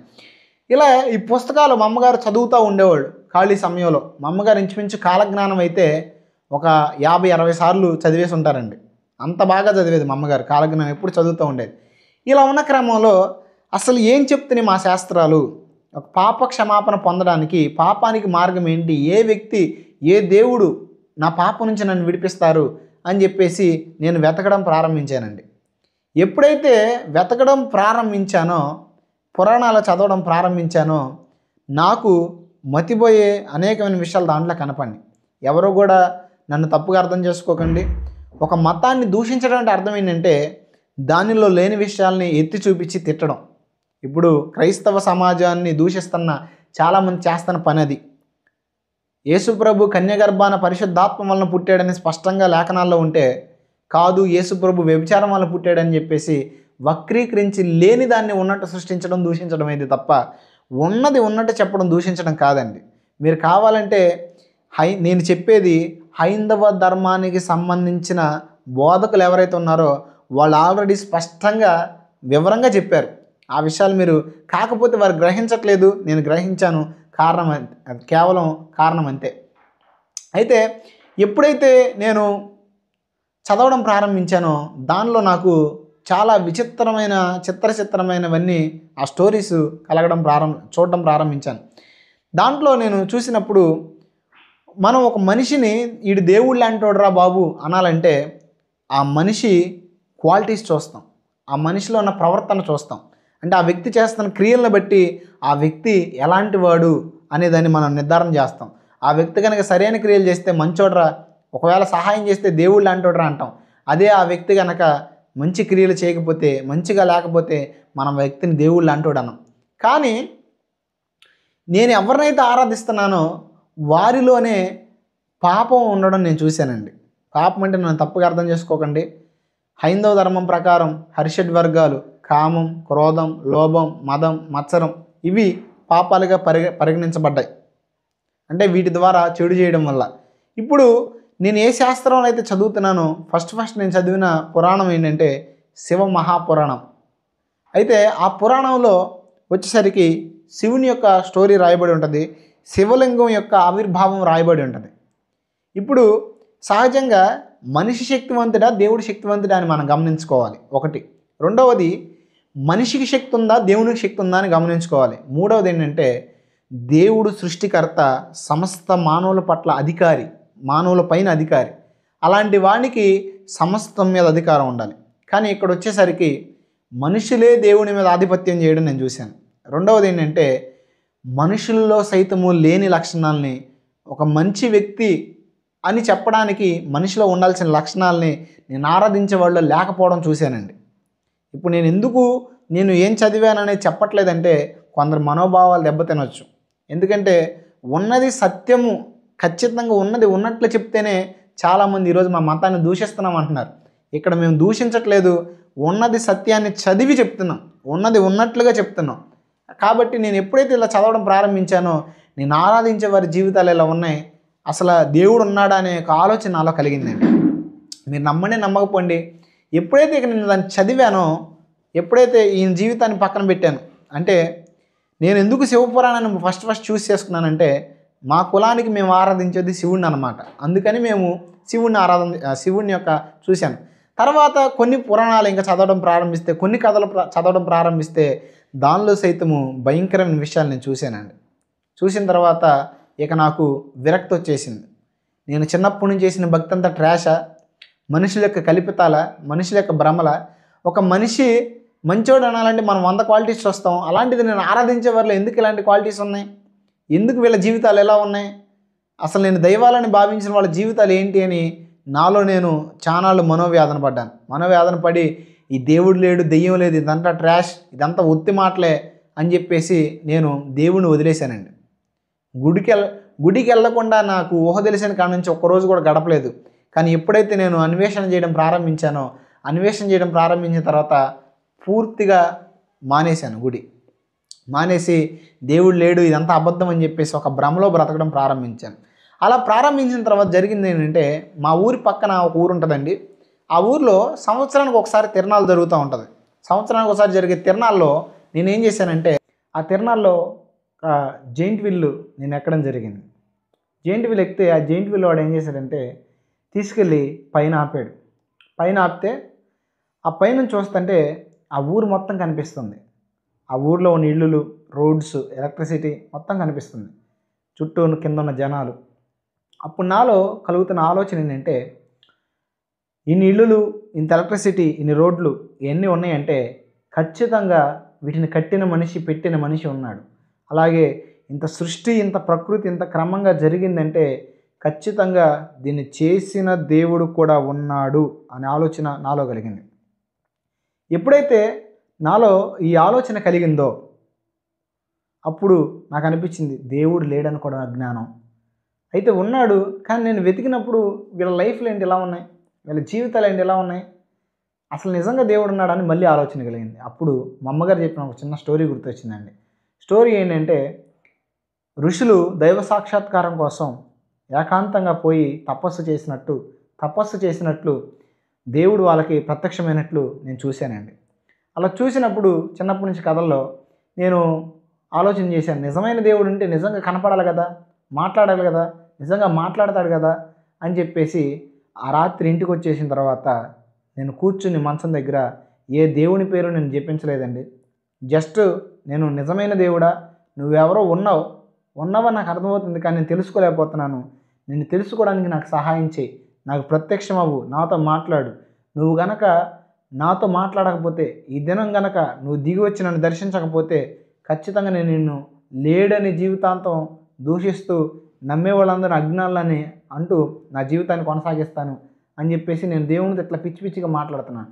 అంటే దేవుడు ఎవరో తెలుసుకోవాలి, నిజంగా ఉన్నాడు లేదనే క్యూరియాసిటీతో. ఇలా ఉన్న క్రమంలో ఆ రాత్రి పడుకున్న తర్వాత నాకు కల వచ్చిందండి. ఆ కల్లో 2 పెద్ద సర్పాలు, ఒక్కొక్క సర్పం ఆకాశం అంత ఎత్తుందండి. ఆ సర్పాలు నా వెంట పడుతుంటే ఒక సర్పాన్ని నేను చంపేశాను. ఇంకొక పాము నా వెనకాల పడుతుంటే ఒక దారి వెలుతురు కనపడుతుందండి. ఆ వెలుతురున్న దారిలో మళ్ళీ పరిగెత్తుకుంటూ వెళ్తుంటే ఆ దారి నన్ను ఎక్కడ తీసుకెళ్ళిందంటే ఒక రైల్వే స్టేషన్కి తీసుకెళ్ళింది. ఆ రైల్వే స్టేషన్లో ఒక చర్చ్ ఉందండి. ఆ చర్చిలోకి నేను వెళ్ళడానికి సిద్ధపడుతున్నప్పుడు ఈ పాము మనిషిగా మారిపోయి, ఈ భూమి మీద నీకు కావాల్సిన సర్వసుఖాలు ఇస్తా, నువ్వు మాత్రం ఆ చర్చిలోకి వెళ్ళొద్దు అని చెప్పేసి నాతో మాట్లాడుతుందండి. మాట్లాడితే నేను అన్నాను, నాకు నిజమైన దేవుడు కావాలి, సత్యం కావాలి, నాకు ఈ లోకంలో సుఖశాంతులు ఇవన్నీ, ఈ సంపదలు ఇవన్నీ కాదు అని నేను చెప్పేసి చర్చిలోకి వెళ్ళిపోయానండి. ఎప్పుడైతే చర్చిలోకి వెళ్ళిపోయానో అక్కడ జరిగిన విషయం ఏంటంటే, ఆ చర్చిలోకి వెళ్ళిపోయిన తర్వాత ఈ పాము కూడా నాతో పాటు, మనిషిగా మారిన పాము కూడా చర్చిలోకి వచ్చిందండి. ఎప్పుడైతే చర్చిలోకి వచ్చిందో ఈ పాము వరకు నేల విడిపోయి ఆ దాంట్లో పడిపోయి నేల మూసుకుపోయింది. ఫస్ట్ నాకు వచ్చిన కళ ఇది. ఇలా వచ్చినప్పుడు ఇదేంటి, నేను దేవుడిని కనపడమన్నాను కదా, చర్చ్ వచ్చిందేంటి, ఈ రైల్వే స్టేషన్ ఏంటి, పాములు ఏంటి, ఈ కథ ఏంటి అని అనుకుని ఇక నా జీవితంలో నేను అదేవిధంగా ముందు కొనసాగుతున్నప్పుడు జరిగిన విషయం ఏంటంటే, ఆ రోజు దాటిపోయిన తర్వాత మరుసటి రోజున యేసు ప్రభు వారు నాతో మాట్లాడారండి. స్వయంగా యేసు ప్రభు వారు నన్ను దర్శించారు. రెండవ రోజు దర్శించి ఆయన చెప్పారు, నిన్ను పుట్టించిన వాడను నేనే, తల్లి గర్భంలో నువ్వు రూపించబడక ముందే నిన్ను ఎరిగిన దేవుడు నేను, నిన్ను నా సేవ కొరకు పుట్టించాను, నువ్వు వెతుకుతున్న దేవుడు నేనే అని ఆయన నాతో మాట్లాడాడు. నాకు ఆ కల్లో నేను ఆయనతో అంటున్నాను, నువ్వు మా మతానికి సంబంధించినోడివి కాదు, మా కులానికి సంబంధించిన దేవుడివి కాదు కదా, నేను నిన్ను వెతకడం ఏంటి, నేను వెతికింది నిజమైన దేవుణ్ణి అని అలా ఆయనతో నేను మాట్లాడుతున్నానండి. మాట్లాడినప్పుడు జరిగిన విషయం ఏంటంటే, ఆయన నాకు కొన్ని నిరూపణలు ఇవ్వడం ప్రారంభించారు. నిరూపణలు ఏంటంటే, రేపు ఉదయం ఏం జరగబోతుందో నాతో మాట్లాడేవాళ్ళండి స్పష్టంగా నేను కలవని వ్యక్తులను కూడా నాకు కళ్ళలో చూపించేవాళ్ళండి. సైన్స్కి దేవునికి ఉన్న ఒక అద్భుతమైన వ్యత్యాసం చూడండి. సైన్స్ చెప్తుంది, ఒక మనిషిని కనుక మనం అన్నాడు చూడకపోతే ఆ వ్యక్తి కల్లోకి వచ్చే అవకాశం లేదని. కానీ నేను ఎన్నడన్నా చూడని వ్యక్తుల్ని కల్లో దేవుడు నాకు చూపించి, ఇదిగో రేపటి దినం ఇలా జరుగుతుంది, ఇది కావాలంటే చూడని చూపిస్తూ ఉండేవాళ్ళు. అట్లా నేను కొన్నాళ్ళు పట్టించుకోలేదు. తర్వాత నేను స్పష్టంగా గమనించాను నాకు వచ్చే కళల్ని. తర్వాత ఎగ్జాక్ట్గా కళ్ళు అలా జరిగిన తర్వాత నాకు అసలు ఈయన ఎవరు, ఎందుకు ఈయన పదే నన్ను దర్శిస్తున్నాడు అని చెప్పేసి ఆలోచన కలిగిందండి. ఎప్పుడైతే నాకు ఈ ఆలోచన కలిగిందో అప్పుడు నేనేం చేశానంటే, మొట్టమొదటిసారి మందిరానికి వెళ్ళాను, అసలు ఈయన ఎవరో తెలుసుకుందాము అని. వెళ్ళినప్పుడు అక్కడ జరిగిన విషయం ఏంటంటే, అందరూ నన్ను విచిత్రంగా చూడడం ప్రారంభించారు. ఎరా మొన్నటిదాకా యేసుప్రభుని తిట్టావు, పాస్టర్లను తిట్టావు, ఏంట్రా మందిరానికి వచ్చావని. అప్పుడు నేను చెప్పాను, యేసుప్రభు నాతో మాట్లాడాడు, ఇలా దర్శించాడు, అసలు ఆయన ఎవరో తెలుసుకుందాం అంటే, నీతో మాట్లాడటం ఏంటి అది ఇదని. కొందరైతే మేము ఎప్పటి నుంచో దేవుణ్ణి నమ్ముకున్నాం, మాకే నీకు కనపడ్డాడని వ్యంగ్యంగా మాట్లాడతాం. అలా జరిగింది. మందిరానికి వెళ్ళాను. ఆ రోజు మందిరం అయిపోయిన తర్వాత సేవకుడిని కొన్ని ప్రశ్నలు అడిగాను. అయ్యా నాకు కొన్ని సందేహాలు ఉన్నాయి యేసుప్రభు పట్ల, ఏంటి ఇవేంటి అని అడుగుతుంటే ఆయన ఏం చెప్పారంటే, నీ సందేహాలు చాలా గొప్పవే, ఖచ్చితంగా నీలో ఉన్న అన్వేషణ చాలా మంచిది, నీలో ఆసక్తి కూడా చాలా గొప్పది, అయితే నీకు సమాధానం చెప్పేంత సామర్థ్యం నా దగ్గర లేదు. ఆయన ఒక సాధారణమైన విశ్వాస అండి. అక్కడ ఎవరు సేవకులు లేని క్రమంలో ఆ ఒక విశ్వాసే మందిరం నడిపిస్తున్నాడు అనమాట. తను చెప్పింది ఏంటంటే, నీలో ఉన్న ఆసక్తి మంచిది, నువ్వు యేసు ప్రభు ఎవరో సంపూర్ణంగా తెలుసుకోవాలనుకుంటే బైబిల్ కాలేజీకి వెళ్ళు, నువ్వు బైబిల్ కాలేజీకి వెళ్తే యేసు ప్రభు ఎవరో నువ్వు సంపూర్ణంగా తెలుసుకోవచ్చు అన్నారు. అప్పుడు నేను బైబిల్ కాలేజీకి వెళ్ళాలనే ఆలోచన కలిగింది. యేసు ప్రభువుని తెలుసుకోవాలని తాపత్రయంతో మొట్టమొదటిసారి బైబిల్ కాలేజీకి వెళ్దాం అనుకున్నాను. అయితే మా అమ్మగారు అప్పుడు ఏం చేశారంటే, విజయవాడలో ఒక పాస్టర్ గారు ఉన్నారు, ఆయన కన్సల్ట్ అయ్యి, అయ్యా అట్లా బైబిల్ ట్రైనింగ్ చేద్దాం అనుకున్నాడు మా అబ్బాయి, మంచి ప్రాంతం ఏదైనా ఉంటే చెప్పండి అంటే, అప్పుడు మా అమ్మగారికి ఆయన మా తూర్పుగోదావరి జిల్లాలో పిఠాపురం అనే ఒక ఊరుంది, సామర్లకోట పక్కన, అక్కడ ఒక మంచి దైవజనుడు ఉన్నాడమ్మా, అభిషక్తుడు, ఆయన దగ్గరికి మీ అబ్బాయిని తీసుకెళ్తే మంచిగా ఎదుగుతాడు, రక్షణ పొందుతాడు అని చెప్పారు. చెప్తే మా అమ్మగారు ఇంకా తడవు చేయకుండా, అయ్యా ఆయన కనుక్కోండి మనం జాయిన్ చేద్దామంటే, తర్వాత ఒకరోజు నన్ను తీసుకెళ్ళి బైబిల్ కాలేజీలో జాయిన్ చేసి వచ్చారండి. బైబిల్ కాలేజీలో జాయిన్ చేసి వచ్చిన తర్వాత నాకు అక్కడ చెప్తున్న క్లాసులు అర్థం కాల. ఎందుకంటే బైబిల్ కాలేజీకి వెళ్ళేది ఎవరైనా సాధారణంగా ఎందుకు వెళ్తారంటే, వాళ్ళు వెళ్ళేది పాస్టర్ అవ్వడానికి, లేదా బైబిల్ గురించి జ్ఞానాన్ని సంపాదించుకోవడానికి. యేసుప్రభుని నమ్ముకున్న వారే 100లో ఖచ్చితంగా 99.9% మంది ఉంటారు అక్కడ. కానీ అసలు యేసుప్రభు ఎవరు నాకు తెలియదు, యేసుప్రభుని వెంబడించడం అంటే ఏంటో నాకు తెలియదు, ఇలాంటివన్నీ తెలియనప్పుడు, సేవ అంటే ఏంటో తెలియనప్పుడు బైబిల్ కాలేజీ కూడా అసలు నాకు అర్థం కాలేదు. ఇలా అర్థం కాని సిచ్యువేషన్లో వాళ్ళు చెప్తున్న క్లాసులోనే ఒక మొక్క మాత్రం నన్ను టచ్ అయింది. ఆ మొక్క ఏంటంటే, బైబిల్ బాగా అర్థం కావాలంటే, యేసుప్రభు ఎవరో తెలుసుకోవాలంటే వాక్యాన్ని బాగా చదవాలి, చదివితే అర్థమైద్ది అని ఒక మొక్క నా మైండ్లో పడింది. పడంగానే నేనేం చేశానంటే, అక్కడ ఖాళీ సమయంలో బైబిల్ చదవడం ప్రారంభించానండి. బైబిల్ చదవడం ప్రారంభించిన తర్వాత మొదట్లో యేసుప్రభు గురించి నేను తెలుసుకోవాలనుకున్నాను కాబట్టి కొత్త నిబంధనతో ప్రారంభించాను. కొత్త నిబంధన మత్తయి సువార్త 1వ అధ్యాయం ఓపెన్ చేయగానే అక్కడ స్పష్టంగా ఏముందంటే, అబ్రహాము ఇస్సాకును కన్నాడు, ఇస్సాకు యాకోబును కన్నాడు, ఎట్లా రాయబడింది. వాళ్ళని వీళ్ళకన్నాడు, వీళ్ళకన్నారంటే అసలు నాకు అర్థం కాలేదు. తర్వాత అదే అధ్యాయంలో వంశావళి తర్వాత ఏం రాయబడిందంటే, ఆమె ఒక కుమారుని కనును, ఆయన తన ప్రజలను ఆయనే వారి పాపం నుంచి రక్షించిన కనుక ఆయనకి యేసు అనే నామకరణం చేయబడిద్దని స్పష్టంగా వాక్యం ఉందండి అక్కడ. అయితే ఎప్పుడైతే ఈ వాక్యాన్ని నేను చదివానో అప్పుడు నాకు ఆశ్చర్యం కలిగింది. ఎందుకు ఆశ్చర్యం కలిగిందంటే, నేను ఒకప్పుడు హైందవుడిగా ఉన్నప్పుడు జన్మకర్మ పాపాల నుంచి విడుదల పొందాలి ఎలాగా, పాపాన్ని ఎవరు క్షమిస్తారని వెతికాను. వెతికినప్పుడు ఎవరైతే నేను ఆరాధ్యులుగా అనుకున్నానో వారే పాపంలో నాకు కనిపించారు. కానీ ఎవరో కూడా నేను నీ పాపాన్ని క్షమిస్తానని చెప్పలేదు. ఎవరో పాప క్షమాపణ చేస్తాను దీనికోసం నేను వచ్చానని చెప్పలేదు. ఒక్కొక్కళ్ళు ఒక్కో రకంగా వచ్చారు. కానీ ఈయన మాత్రం పుట్టిందే ప్రజలను పాపం నుంచి రక్షించడానికి, పాపులను వారి పాపం నుంచి విడిపించడానికి అని వాక్యం చెప్తుంది. ఏంటి ఈయన అని ఆయన జీవితాన్ని చదవడం ప్రారంభించాను. ఎప్పుడైతే ఆయన జీవితాన్ని చదవడం ప్రారంభించానో నాకు అర్థమైన సత్యం ఏంటంటే ఆయన ఖచ్చితంగా మనుషులను పాపం నుంచి విడిపించగలిగిన దేవుడని, మనుషుల కొరకు దిగివచ్చిన దేవుడని నేను స్పష్టంగా తెలుసుకున్నాను. ఖచ్చితంగా ఈరోజు చాలామంది బైబిల్ని విమర్శించే వాళ్ళు ఇలా మాట్లాడుతున్నారు. ఏంటంటే యేసు ప్రభు పాపులను రక్షిస్తాడా, పాపులను ఎవరైనా శిక్షించాలి కానీ పాపులను రక్షించడం ఏంటి అని మాట్లాడుతున్నారు. ఖచ్చితంగా ఈరోజు చట్టంలో కనుక మనం చూస్తే తప్పు చేసేవాడికి అనేకమైన శిక్షలు ఉన్నాయని చట్టం చెప్తుంది. అనేక మంది శిక్షలు కూడా పడినాయి. శిక్షలున్న చట్టం చేయబడిన తప్పు చేయకుండా ఏ వ్యక్తిని ఆపలేకపోయినాయి చట్టాలు, శిక్షలు. ఎందుకంటే శిక్ష వలన ఒక వ్యక్తి పాపం చేసినప్పుడు ఆ పాపానికి శిక్ష విధించడం వల్ల ఆ వ్యక్తిలో మార్పు రాదు. ఆ వ్యక్తి పాపము చేయకూడదంటే ఆ వ్యక్తి జీవితం మార్చబడాలి. ఆ వ్యక్తి పాపం నుంచి విడుదల పొందాలి. అప్పుడు పాపం చేయకుండా ఉంటాడు. యేసు ప్రభు చేస్తున్న పని ఏంటంటే పాపిని ఖచ్చితంగా మార్పు చెందడానికి అవకాశం ఇచ్చి వాడి యొక్క పాపము నుంచి విడిపిస్తున్నాడు. వాక్యం స్పష్టంగా చెప్తుంది, పాపము చేయి ప్రతివాడు పాపమునకు దాసుడు అని. అంటే పాపానికి దాసులైన మనల్ని క్రీస్తు రక్తం ఏం చేస్తుందంటే పాపము నుండి విడిపిస్తుంది. మనమందరము కూడా దేవుని స్వరూపంలో చేయబడిన నరులం. కానీ పాపము వలన పాపం చేస్తున్నాం. మనలో పాపం ఉండడం వల్ల మనం పాపం చేస్తున్నాం. కానీ యేసయ్య ఏం చేస్తున్నాడంటే మనలో ఉన్న పాపాన్ని తొలగించి పరిశుద్ధాత్మత మనల్ని నింపి మనకి రక్షణ అనుగ్రహిస్తున్నాడు అన్నమాట. ఇప్పుడు ఎప్పుడైతే నేను చదివానో ఆశ్చర్యమైంది. ఇంకా అనేకమైన విషయాలు యేసు ప్రభు గురించి నేను తెలుసుకున్న తర్వాత ఒకటి ఆయన ఏంటో తెలుసుకున్నాను, రెండవది నేనేంటో నాకు తెలిసింది. అంతవరకు నేను నిష్ఠ, ఎవరైనా మా ఇంటికి వస్తే మా అమ్మోళ్ళు పసుపు నీళ్ళు చల్లేవాళ్ళండి. నేను ఎక్కడన్నా తిరిగి వస్తే తల మీద నీళ్లు జిమ్ముకోవడం, తర్వాత పసుపు నీళ్లు జిమ్ముకోవడం. ఎందుకంటే ఎక్కడన్నా తిరిగితే అపవిత్రత వస్తుందని. కానీ యేసు ప్రభువుని నేను తెలుసుకున్న తర్వాత వాళ్ళని ముట్టుకుంటే వీళ్ళని ముట్టుకుంటే కాదు అంటూ నాలోనే పాపం ఉంది, నేనే పాపిని గ్రహించానండి. గ్రహించిన తర్వాత నా పాపాన్ని నేను దేవుని దగ్గర ఒప్పుకున్నాను.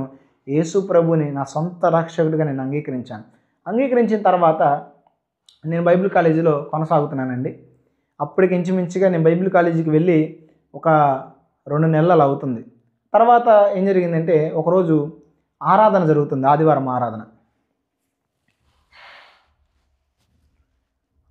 ఆరాధన జరుగుతుంటే నేను ఏ దైవజనుడి దగ్గర అయితే తర్ఫీదు పొందుతున్నానో ఆ దైవజనుడు వాక్యాన్ని బోధిస్తూ ఇలా చెప్తున్నారు. ఏంటంటే దేవుడు ఇక్కడ కొంతమందిని ఏర్పరచుకోబోతున్నాడు, కొంతమందిని అభిషేకించబోతున్నాడు, మీరందరూ కనిపెట్టండి అని చెప్పారు. ఆ రోజు వాక్య సందర్భం ఏంటంటే సమూయేలు దావీదుని అభిషేకించే సందర్భం అన్నమాట. దేవుడు ఏర్పరచుకున్న దావీదుని ప్రవక్త ద్వారా అభిషేకించే సందర్భాన్ని దైవజనులు బోధిస్తూ ఇక్కడ దేవుడు కొందరిని అభిషేకించబోతున్నాడు, మోకాళ్ళు వేసి కనిపెట్టండి అన్నారు వాక్యం మధ్యలో. అలా కనిపెడుతున్నప్పుడు నాకు ఒక దర్శనం కలిగింది. కానీ నేనే దాన్ని పట్టించుకోలేదు. అంటే నేను ఒకవేళ భ్రమపడ్డానా లేదా ఇది నిజంగా కనబడింది అనే కన్ఫ్యూజన్లో ఉన్నాను. అసలే 100 రకాల ఆలోచనలు చేస్తాను నేను. అలాంటిది అంత ఈజీగా ఎలా నమ్మగలుగుతాను? అలా ఆలోచిస్తున్న క్రమంలో దైవజనుడు ఆల్టర్ కాల్ ఇచ్చారు, మీలో కొంతమందికి దర్శనాలు కలిగినాయి రండి అని. అప్పుడు ఒక 5-6 వెళ్ళారు స్టేజ్ దగ్గరికి. వెళ్తే ఆయన ఆల్టర్ కాల్ ఇస్తున్నారు, ఇంకా ఒక వ్యక్తి ఉన్నాడు అని. అయితే నాకు మాత్రం సందేహం, ఇది నిజమా కాదా, నాకు కనపడిందా కనపడలేదా, నిజంగా నేను చూశాను దర్శనం. అయితే ఆ టైంలో జరిగిన విషయం ఏంటంటే చిన్న ప్రార్థన చేశాను దేవునికి. ఏంటంటే నిజంగా నువ్వు అక్కడ నన్ను దర్శించి ఇక్కడ తీసుకొస్తే, ఇప్పుడు కూడా నువ్వు నిజంగా నన్ను దర్శిస్తే ఖచ్చితంగా నీ దైవజనుడు ప్రవక్త అని చెప్తున్నారు, నీ దైవజనుడు ప్రవక్త అయితే ఇక్కడికి వచ్చి నన్ను తీసుకెళ్లాలని అడిగాను దేవుణ్ణి. అడిగినప్పుడు అద్భుతం ఏంటంటే అలా చెప్తూ ఇంకా వ్యక్తున్నాడు అని నా దగ్గరకు వచ్చి డైరెక్ట్గా నన్ను పట్టుకుని స్టేజ్ కాడ తీసుకెళ్ళి దేవుడు నిన్ను బలమైన అభిషేకంతో నింపబోతున్నాడు, మోకాళ్ళే అన్నారు. నేను ఏ పెంతుకొస్తే బ్యాక్గ్రౌండ్ సంబంధించినోడు కాదండి. పరిశుద్ధాత్మని గురించి నాకు ఏ విషయాలు తెలియదు అప్పటి వరకు. యేసు ప్రభువుని సొంత రక్షకుడిని నేను అంగీకరించాను అంతే. మోకాళ్ళే అనగానే అక్కడ మోకరించానండి వేదిక దగ్గర. మోకరించిన తర్వాత నేను ఎక్స్పీరియన్స్ చేసినది చెప్తున్నాను, బలమైన అభిషేకం నా మీదకి దిగి వచ్చిందండి. ఒక కరెంటు షాక్ లాగా నాకు కొట్టింది. కొట్టిన తర్వాత నాకేమైందో తెలియదు, కళ్ళు తెరిచి చూస్తే నేను కింద పడిపోయాను. చాలామంది ఈరోజు దైవజనులుగా పిలువబడుతున్న వారు, చాలామంది వాక్యాన్ని బోధించే సేవకులు కూడా మరి జ్ఞానమని వెర్రితనంతో మాట్లాడతారో ఎలా మాట్లాడతారో నాకు తెలియదు, కానీ పడగొడుతున్నారు. ప్రభువు నిలబెడతాడు కానీ పడగొడతాడని ఇలా మాట్లాడుతున్నారు. ఇక్కడ విషయం ఏంటంటే, అనుభవం లేనప్పుడు మీకు అనుభవం ఉన్న వ్యక్తులను అడిగితే సత్యం తెలిసిద్ది తప్ప మీకు తెలిసిన విడిమిడి జ్ఞానంతో పరిశుద్ధాత్మని కార్యాలని ఖచ్చితంగా దూషించొద్దండి. నేను ఇప్పుడు పెంతెకోస్తు బ్యాక్గ్రౌండ్ కాదు, నేను పెంతెకోస్తు బ్యాక్గ్రౌండ్ సంబంధించిన వ్యక్తిని కూడా కాదు, కానీ పరిశుద్ధాత్మ ప్రభావం నా మీద దిగొచ్చినప్పుడు నేను పడిపోయానండి. పడిపోయిన తర్వాత నేనేంటో నాకు తెలుసు. ఎప్పుడైతే ఈ అనుభవాన్ని నేను పొందుకున్నానో ఒక నూతనమైన శక్తి నాలో నేను చూశానండి. నూతనమైన మార్పుని నేను చూశాను. నాలో నాకు తెలియని ఒక కొత్త వ్యక్తిని నేను చూశాను. అప్పటి వరకు నాకు ప్రార్థన చేయడం రాదు, వాక్యం చదవడం రాదు, తర్వాత సువార్త చెప్పడం రాదు. కానీ ఎప్పుడైతే ఈ అనుభవాన్ని పొందుకున్నానో, పడిపోయి నేను ఎప్పుడైతే లెగిచానో నాలో ఒక భారం వెళ్ళిపోయినట్టు దేహమంతా తేలికైపోయి నా మనసులో నూతనమైన తలంపులతో నేను నిండిపోయాను. పరిశుద్ధాత్ముడు ఒక వ్యక్తిలోనికి వచ్చాడన్న గుర్తు ఏంటంటే ఆ వ్యక్తి జీవితం మార్చబడటం. సౌలు మీదకి పరిశుద్ధాత్ముడు దిగొచ్చినప్పుడు పాత నిబంధన గ్రంథంలో సౌలుకు కొత్త మనసు కలిగిందని వాక్యం చెప్తుంది. అలా ఈ అనుభవం తర్వాత నాలో ఒక కొత్త మనసు కలిగిందండి. కొత్త మనసు కలిగిన తర్వాత దేవుని కొరకు బ్రతకాలని ఒక తీర్మానం నాలోనికి వచ్చింది. వచ్చిన తర్వాత నేను యేసు ప్రభువుని అంగీకరించి సంపూర్ణంగా మారు మనసు పొంది బాప్తీసం పొందానండి. బాప్తీసం పొందిన తర్వాత సంథింగ్ నాకు గుర్తులేదు, కానీ సెలవులు వచ్చినాయి 3 నెలల తర్వాత దాదాపుగా. ఈ సెలవుల్లో జరిగిన విషయం ఏంటంటే, నేను మా గృహానికి తిరిగి వెళ్ళానండి. మరలా మా ఊరు వెళ్ళాను. మా ఊరు వెళ్ళిన తర్వాత మా ఊర్లో రాత్రిపూట చిన్న ప్రార్థన పెట్టేవాడిని. మా అమ్మ నేనే గృహ ప్రార్థన పెట్టుకునేవాళ్ళం. ఇంట్లో కుటుంబ ఆరాధన చేసుకునేవాళ్ళం ఇద్దరం. కొంచెంసేపు ప్రార్థన చేసుకుని వాక్యం చదువుకుని పాట పాడుకునేవాళ్ళం మేమిద్దరం. అలా చేస్తున్న క్రమంలో మా తాతగారు మారు మనసు పొందలేదు, మా అమ్మమ్మగారు మారు మనసు పొందలేదు. మా తాతగారు ఏం చేసేవాడు అంటే నన్ను తిట్టేవాడు, యేసుప్రభు నమ్ముకున్నాను. రెండోది, నేను ప్రార్థన చేసుకునంటే మంచం మీద కూర్చొని సిగరెట్ కలిచేవాడండి ఆయన. నేను అనేవాడిని, అయ్యా మేము ప్రార్థన చేసుకుంటున్నాం కదా, ప్రార్థన అయిపోయిన తర్వాత చేసుకోవచ్చు కదా అంటే, నువ్వెవడరా నా చేయడానికి అనేవాడు.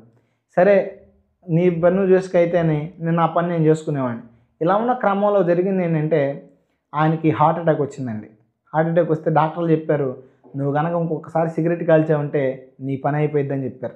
ఎప్పుడైతే అలా చెప్పారో ఆయనకు ఒక స్పృహ వచ్చింది ఏంటంటే, నేను దేవునికి వ్యతిరేకంగా ఇలా చేశాను కదా, నేను అలా చేసి ఉండకూడదనే ఆలోచన ఆయన కలిగింది. కలిగిన తర్వాత ఒకానొక ఉదయకాల సమయంలో మేము ప్రార్థన చేసుకున్నాం. ఇక మేము ప్రార్థన చేసుకుంటే ఆయన మా తాతగారు ఏమనేవాడు కాదు, కూర్చునేవాడు. జస్ట్ మామూలుగా మంచం మీద ఎప్పుడు పడుకునేవాడు, కానీ కొంచెం విలువ ఇవ్వడం ప్రారంభించాడు ప్రార్థనకి. సరే అయిపోయిన తర్వాత ఉదయాన్ని ఒకనొక సమయంలో ఇంచుమించు ఒక 10 రోజులు అలా సెలవులు ఇచ్చారు మాకు.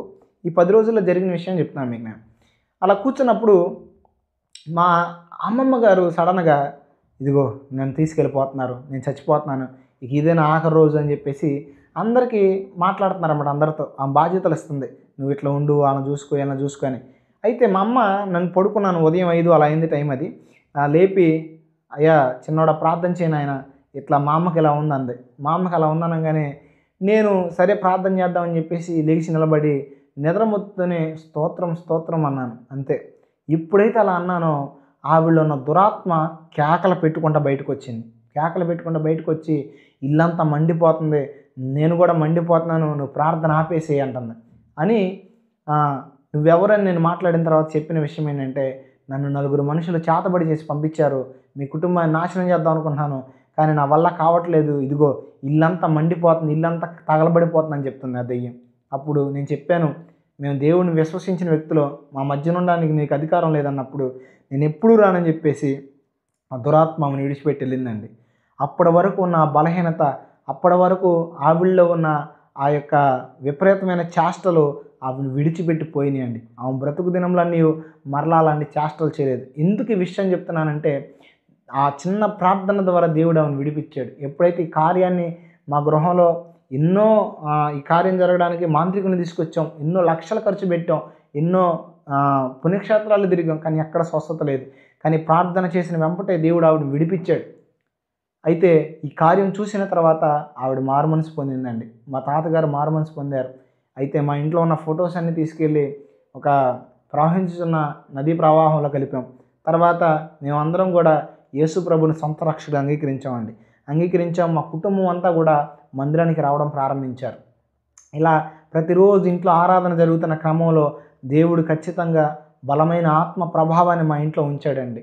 మా ఇంట్లో ఉన్న దరిద్రం పోయింది, మా ఇంట్లో ఉన్న శాపం పోయింది. ఆశ్చర్యమైన కృప ఏంటంటే, నాకు దేవుని గురించి ఎంత లోతైన సత్యాలు అప్పటికి ఏమీ తెలియదు, కానీ కొన్ని విషయాలే, కానీ యేసుప్రభు దేవుడనే ఒక స్పృహ, ఆయనే నిజమైన దేవుడనే ఒక ఆలోచన కలిగింది. అయితే అలా ఉన్న మూమెంట్లో ఒకరోజు ప్రార్థన చేసుకుంటుంటే ఒక ఆవిడ, ఇప్పుడు ఆవిడ లేరు, చనిపోయారండి. యేసుప్రభు అంటే తెలియదు ఆవిడకప్పుడు. ఆవిడ అన్యురాలుగా ఉండి చచ్చిపోవాలని ఆలోచన కలిగి ఉందండి. చచ్చిపోవాలి, అసలు ఎందుకు ఈ జీవితం, నాకు అసలు ఈ జీవితం వద్దు అని రేపొద్దున ఉరేసుకోవాలని చెప్పేసి తాడు కూడా రెడీ చేసుకుంది. కానీ ఏదో ప్రార్థన జరుగుతుందని చెప్పేసి అక్కడికి వచ్చిందండి, మా ఇంటికి వచ్చింది. ఏదో కొంతసేపు కూర్చొని వెళ్దామని. ఆ మూమెంట్లో ప్రార్థన జరుగుతుంటే ఆ ప్రార్థనలో కూర్చుందండి ఆవిడ. కూర్చున్నప్పుడు పరిశుద్ధాత్మ దేవుడు మాట్లాడుతున్నాడు. ఇదిగో ఇక్కడ కూర్చున్న వ్యక్తి ఇలాగా చచ్చిపోవాలని తాడు కూడా సిద్ధపరచుకుని వచ్చింది. చెప్పు, నేను తనకి జీవితాన్ని ఇస్తానని, జీవితాన్ని మారుస్తానని చెప్పంటే నాకు భయం వేస్తుంది. ఎందుకంటే ఇదేంటి ప్రభువా, నాకు ఎప్పుడు ఇలాంటి అనుభవం లేదు. నేను ఎప్పుడు అంటే నా గురించి నాకు చాలా విషయాలు ఇలా కళ్ళ ద్వారా ఇలా తెలిసినాయి, కానీ నేను ఒక వ్యక్తికి ఎప్పుడు ప్రవచనం చెప్పలేదు. నేను ఎలా చెప్పగలుగుతాను? ఒకవేళ కనుక నేను అట్ట అనుకోవట్లేదంటే కనుక మళ్ళీ ఏమైద్దో అనే ఆలోచన తలంపులోనే నాలో. ఇక అలా ఉన్న క్రమంలో నాలో నుంచి నాకు తెలియకుండా ఒక గద్దింపు వచ్చి నేను తనకు చెప్పేశాను, ఇదిగో నువ్వు ఇలా అనుకుంటున్నావని.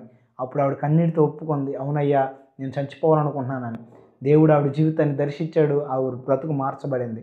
తర్వాత నేను 10 రోజులు అయిపోయిన తర్వాత మరలా తిరిగి బైబిల్ కాలేజీకి వెళ్ళిపోయాను. నా కుటుంబం అంతా అలా రక్షణ పొంది కొనసాగుతుంది. అలా బైబిల్ కాలేజీకి వెళ్ళిపోయి 2 సంవత్సరాలు నా జీవితంలో తర్ఫీదును కొనసాగించుకున్నానండి. తర్ఫీదును కొనసాగించిన తర్వాత 1 సంవత్సరం ఇంటి దగ్గర ఉన్నాను. మరలా నేను ఏ దైవజనుడి దగ్గర అయితే తర్ఫీదు పొందానో అదే దైవజనుడి దగ్గరికి మరలా తిరిగి వెళ్ళానండి. తిరిగి వెళ్ళి మరలా 2 సంవత్సరాలు ఆయన దగ్గర పరిచర్య విధానం ఇవన్నీ నేర్చుకుని, పరిచర్య విధానం నేర్చుకున్న తర్వాత మరలా తిరిగి వచ్చానండి. మొత్తం ఈ 5 సంవత్సరాల్లో నేను దేవుని యొక్క సంపూర్ణమైన జ్ఞానాన్ని కొంచెం వరకు తెలుసుకోగలిగాను, సత్యమైన మార్గాన్ని తెలుసుకోగలిగాను. తెలుసుకున్న క్రమంలో నేను సేవ చేయాలనే ఆలోచన కలిగి లేను. అంటే నాకు సేవ చేయడం ఇష్టం లేదు, కానీ సేవకులకి సహాయం చేయడం, పరిచర్యలో తోడ్పడటం ఇష్టం. కానీ దేవుడు అనేక మంది దైవజనుల ద్వారా, అనేకమైన స్వప్నాల ద్వారా, కళల ద్వారా దేవుడు నాతో మాట్లాడాడు. నువ్వు పరిచర్య చేయి, అనేక మంది జీవితాలు నీ ద్వారా మార్చబడాల. పరిచర్య అంటే డబ్బులు సంపాదించుకోవడం కాదండి, పరిచర్య జీవితాలు మార్చబడటమే. జీవితాలు మార్చబడటం అంటే మతాలు మార్చబడటం కాదు. జీవితం మార్చబడటం అంటే లోకంలో శాపంలో పాపము చేత నరికివేయబడుతున్న మనుషులు, నరకాగ్ని గుండానికి వెళ్తున్న మనుషులు పరలోక మార్గమైన పరిశుద్ధమైన మార్గంలో నడవడమే సేవ అండి. ఇలా నువ్వు సేవ చేయి, అనేకుల జీవితాలు మార్చబడాలని ద్వారా నేను నియమించానంటే, ప్రభా నాకు ఇష్టం లేదు నాయనా. ఎందుకు ఇష్టం లేదని చెప్తున్నానంటే, సేవ అంటే సింపుల్గా ఏంటంటే మన జీవితాన్ని మనం వదిలిపెట్టుకోవడం సేవ అంటే. నా జీవితాన్ని నేను వదిలేసి దేవుని కొరకు, ప్రజల కొరకు బతకడమే సేవ అంటే. ఇలా నాకు ఇష్టం లేదు, నా జీవితం నేను బతుకుతానని దేవునితో చెప్పాను. అయితే దేవుడు ఎన్నోసార్లు పదే దర్శించాడు నన్ను. దర్శించినప్పుడు నేను దేవుని సేవకు అంగీకరించి సమర్పించుకున్నానండి. సమర్పించుకున్న తర్వాత నాకు ఏ క్రిస్టియన్ బ్యాక్గ్రౌండ్ లేదు, నాకు ఏ పాస్టర్ గారులు తెలియదు. అక్కడ ట్రైనింగ్ చేసి మరలా తిరిగి నేను ఇంటికి వచ్చాను. ఇంటికి వచ్చేసిన తర్వాత ఏం చేయాలో తెలియక 1 సంవత్సరం పాటు కనిపెట్టానండి. సంవత్సరం కనిపెట్టిన తర్వాత దేవుడు స్పష్టంగా ఒక ప్రాంతంలో పరిచర్య చేయడానికి ద్వారాలు తెరిచాడు. పరిచర్య చేయడానికి ద్వారాలు తెరిచిన తర్వాత నా పని నేను చేసుకుంటూ పరిచర్య చేయడం ప్రారంభించానండి. పరిచర్య ప్రారంభించినప్పుడు ఆ యొక్క పరిచర్య ఎలా ఉండేదంటే, 2 మనుషులు వచ్చేవాళ్ళండి. ఆదివారం ఇచ్చిన 2లో కూడా ఒక ఆవిడ అనేది, ఎందుకు పాస్టర్ గారి చర్చి, ఎవ్వరు రారండి, అసలు ఈ చర్చి అనవసరం అనేది. అలా ముఖం మీద మాట్లాడుతుంటే ఒక నిరాశ వచ్చేది నాలో. ఇలా ఉన్న క్రమంలో ఖచ్చితంగా దేవుడు నన్ను దీవిస్తాడు, ప్రజల జీవితాలు మారుతాయని చెప్పేసి నేను అలాగా ప్రార్థన చేయడం ప్రారంభించి పరిచర్య చేస్తూనే ఉండేవాడిని. అలా పరిచర్య చేస్తున్నప్పుడు ఇంచుమించు సంవత్సరం ఒక్కొక్క శుక్రవారం అయితే అసలు ఎవ్వరు వచ్చేవాళ్ళు కాదండి. శుక్రవారం ఖాళీ కుర్చీలు ఉండే, మైకులు ఆన్ చేసి ప్రజలు ఎలా ఉంటే ఎలా వాక్యం చెప్తానో అలాగే వాక్యం చెప్పేవాడిని. అలా సంవత్సరం వరకు నేను పరిచర్య అలాగే చేశాను. సంవత్సరం తర్వాత దేవుడు దర్శించాడు. దేవుడు దర్శించి నేను ఇక్కడ కొందరి జీవితాలను మార్చబోతున్నాను, కొంతమందిని విడిపించబోతున్నానని చెప్పాడు. అలా చెప్పిన తర్వాత జరిగిన విషయం ఏంటంటే, నేను దేవునికి కార్యాలు జరగట్లేదు, ఇట్లా జనాలు మారట్లేదని చెప్పేసి దేవుని మీద అలిగానండి. అలిగి ఇంచుమించుగా నేను దేవునికి ప్రార్థన చేయడం మానేశాను, వాక్యం చదవడం మానేసి ఇంచుమించుగా అప్పటికి ఒక 10-15 రోజులు అవుతుంది. అలా ఉన్న క్రమంలో దేవుడు నాకు ఈ దర్శనం ఇచ్చాడు. దర్శనం ఇచ్చినా కూడా నేను నమ్మలేదు. ఎందుకంటే ఇది ఎప్పుడో జరిగిద్ది, ఇప్పుడు జరగదు అని అట్లా అనుకుంటున్నాను అనమాట. అనుకున్న క్రమంలో ఆ రోజు దేవుడు మాట్లాడిన తర్వాత తెల్లారి నాకు ఫోన్ వచ్చిందండి. ఫోన్ ఏంటంటే, అయ్యా రాత్రి నుంచి మా అమ్మాయి పిచ్చి పిచ్చిగా మాట్లాడుతుంది, నన్ను తీసుకెళ్ళిపోతున్నారంటుంది, శ్మశానం వైపు వెళ్ళిపోతుందని మాట్లాడారు. మాట్లాడిన తర్వాత నాకు అర్థమైపోయింది దెయ్యం పట్టిందని. అప్పుడు వెంటనే నా ఆలోచన కలుగుతుంది. ఆలోచన ఏంటంటే, దేవునితో సహవాసం చేసిన ఎన్నాళ్ళైంది, నువ్వు ప్రార్థన చేసి ఎన్ని రోజులైంది, ఇప్పుడు వెళ్తే కార్యం జరిగిద్దా అని నా మనసు నాకు చెప్తుంది. వెంపటే పరిశుద్ధాత్ముడు నాతో మాట్లాడుతున్నాడు, అవును నీ వల్ల జరగదు కానీ నా వల్ల జరిగిద్ది అని. అప్పుడు నేను వెంపటే దేవుడి దగ్గర పశ్చాత్తాపడ్డా. తండ్రి నన్ను క్షమించిన ఆయన, నీ శక్తి తెలుసుకుని నువ్వు జీవం కలిగిన దేవుడు అని తెలుసుకుని కూడా, అయ్యా నువ్వు ఆశీర్వదిస్తావని చెప్పినా కూడా నేను వినలేదయ్యా.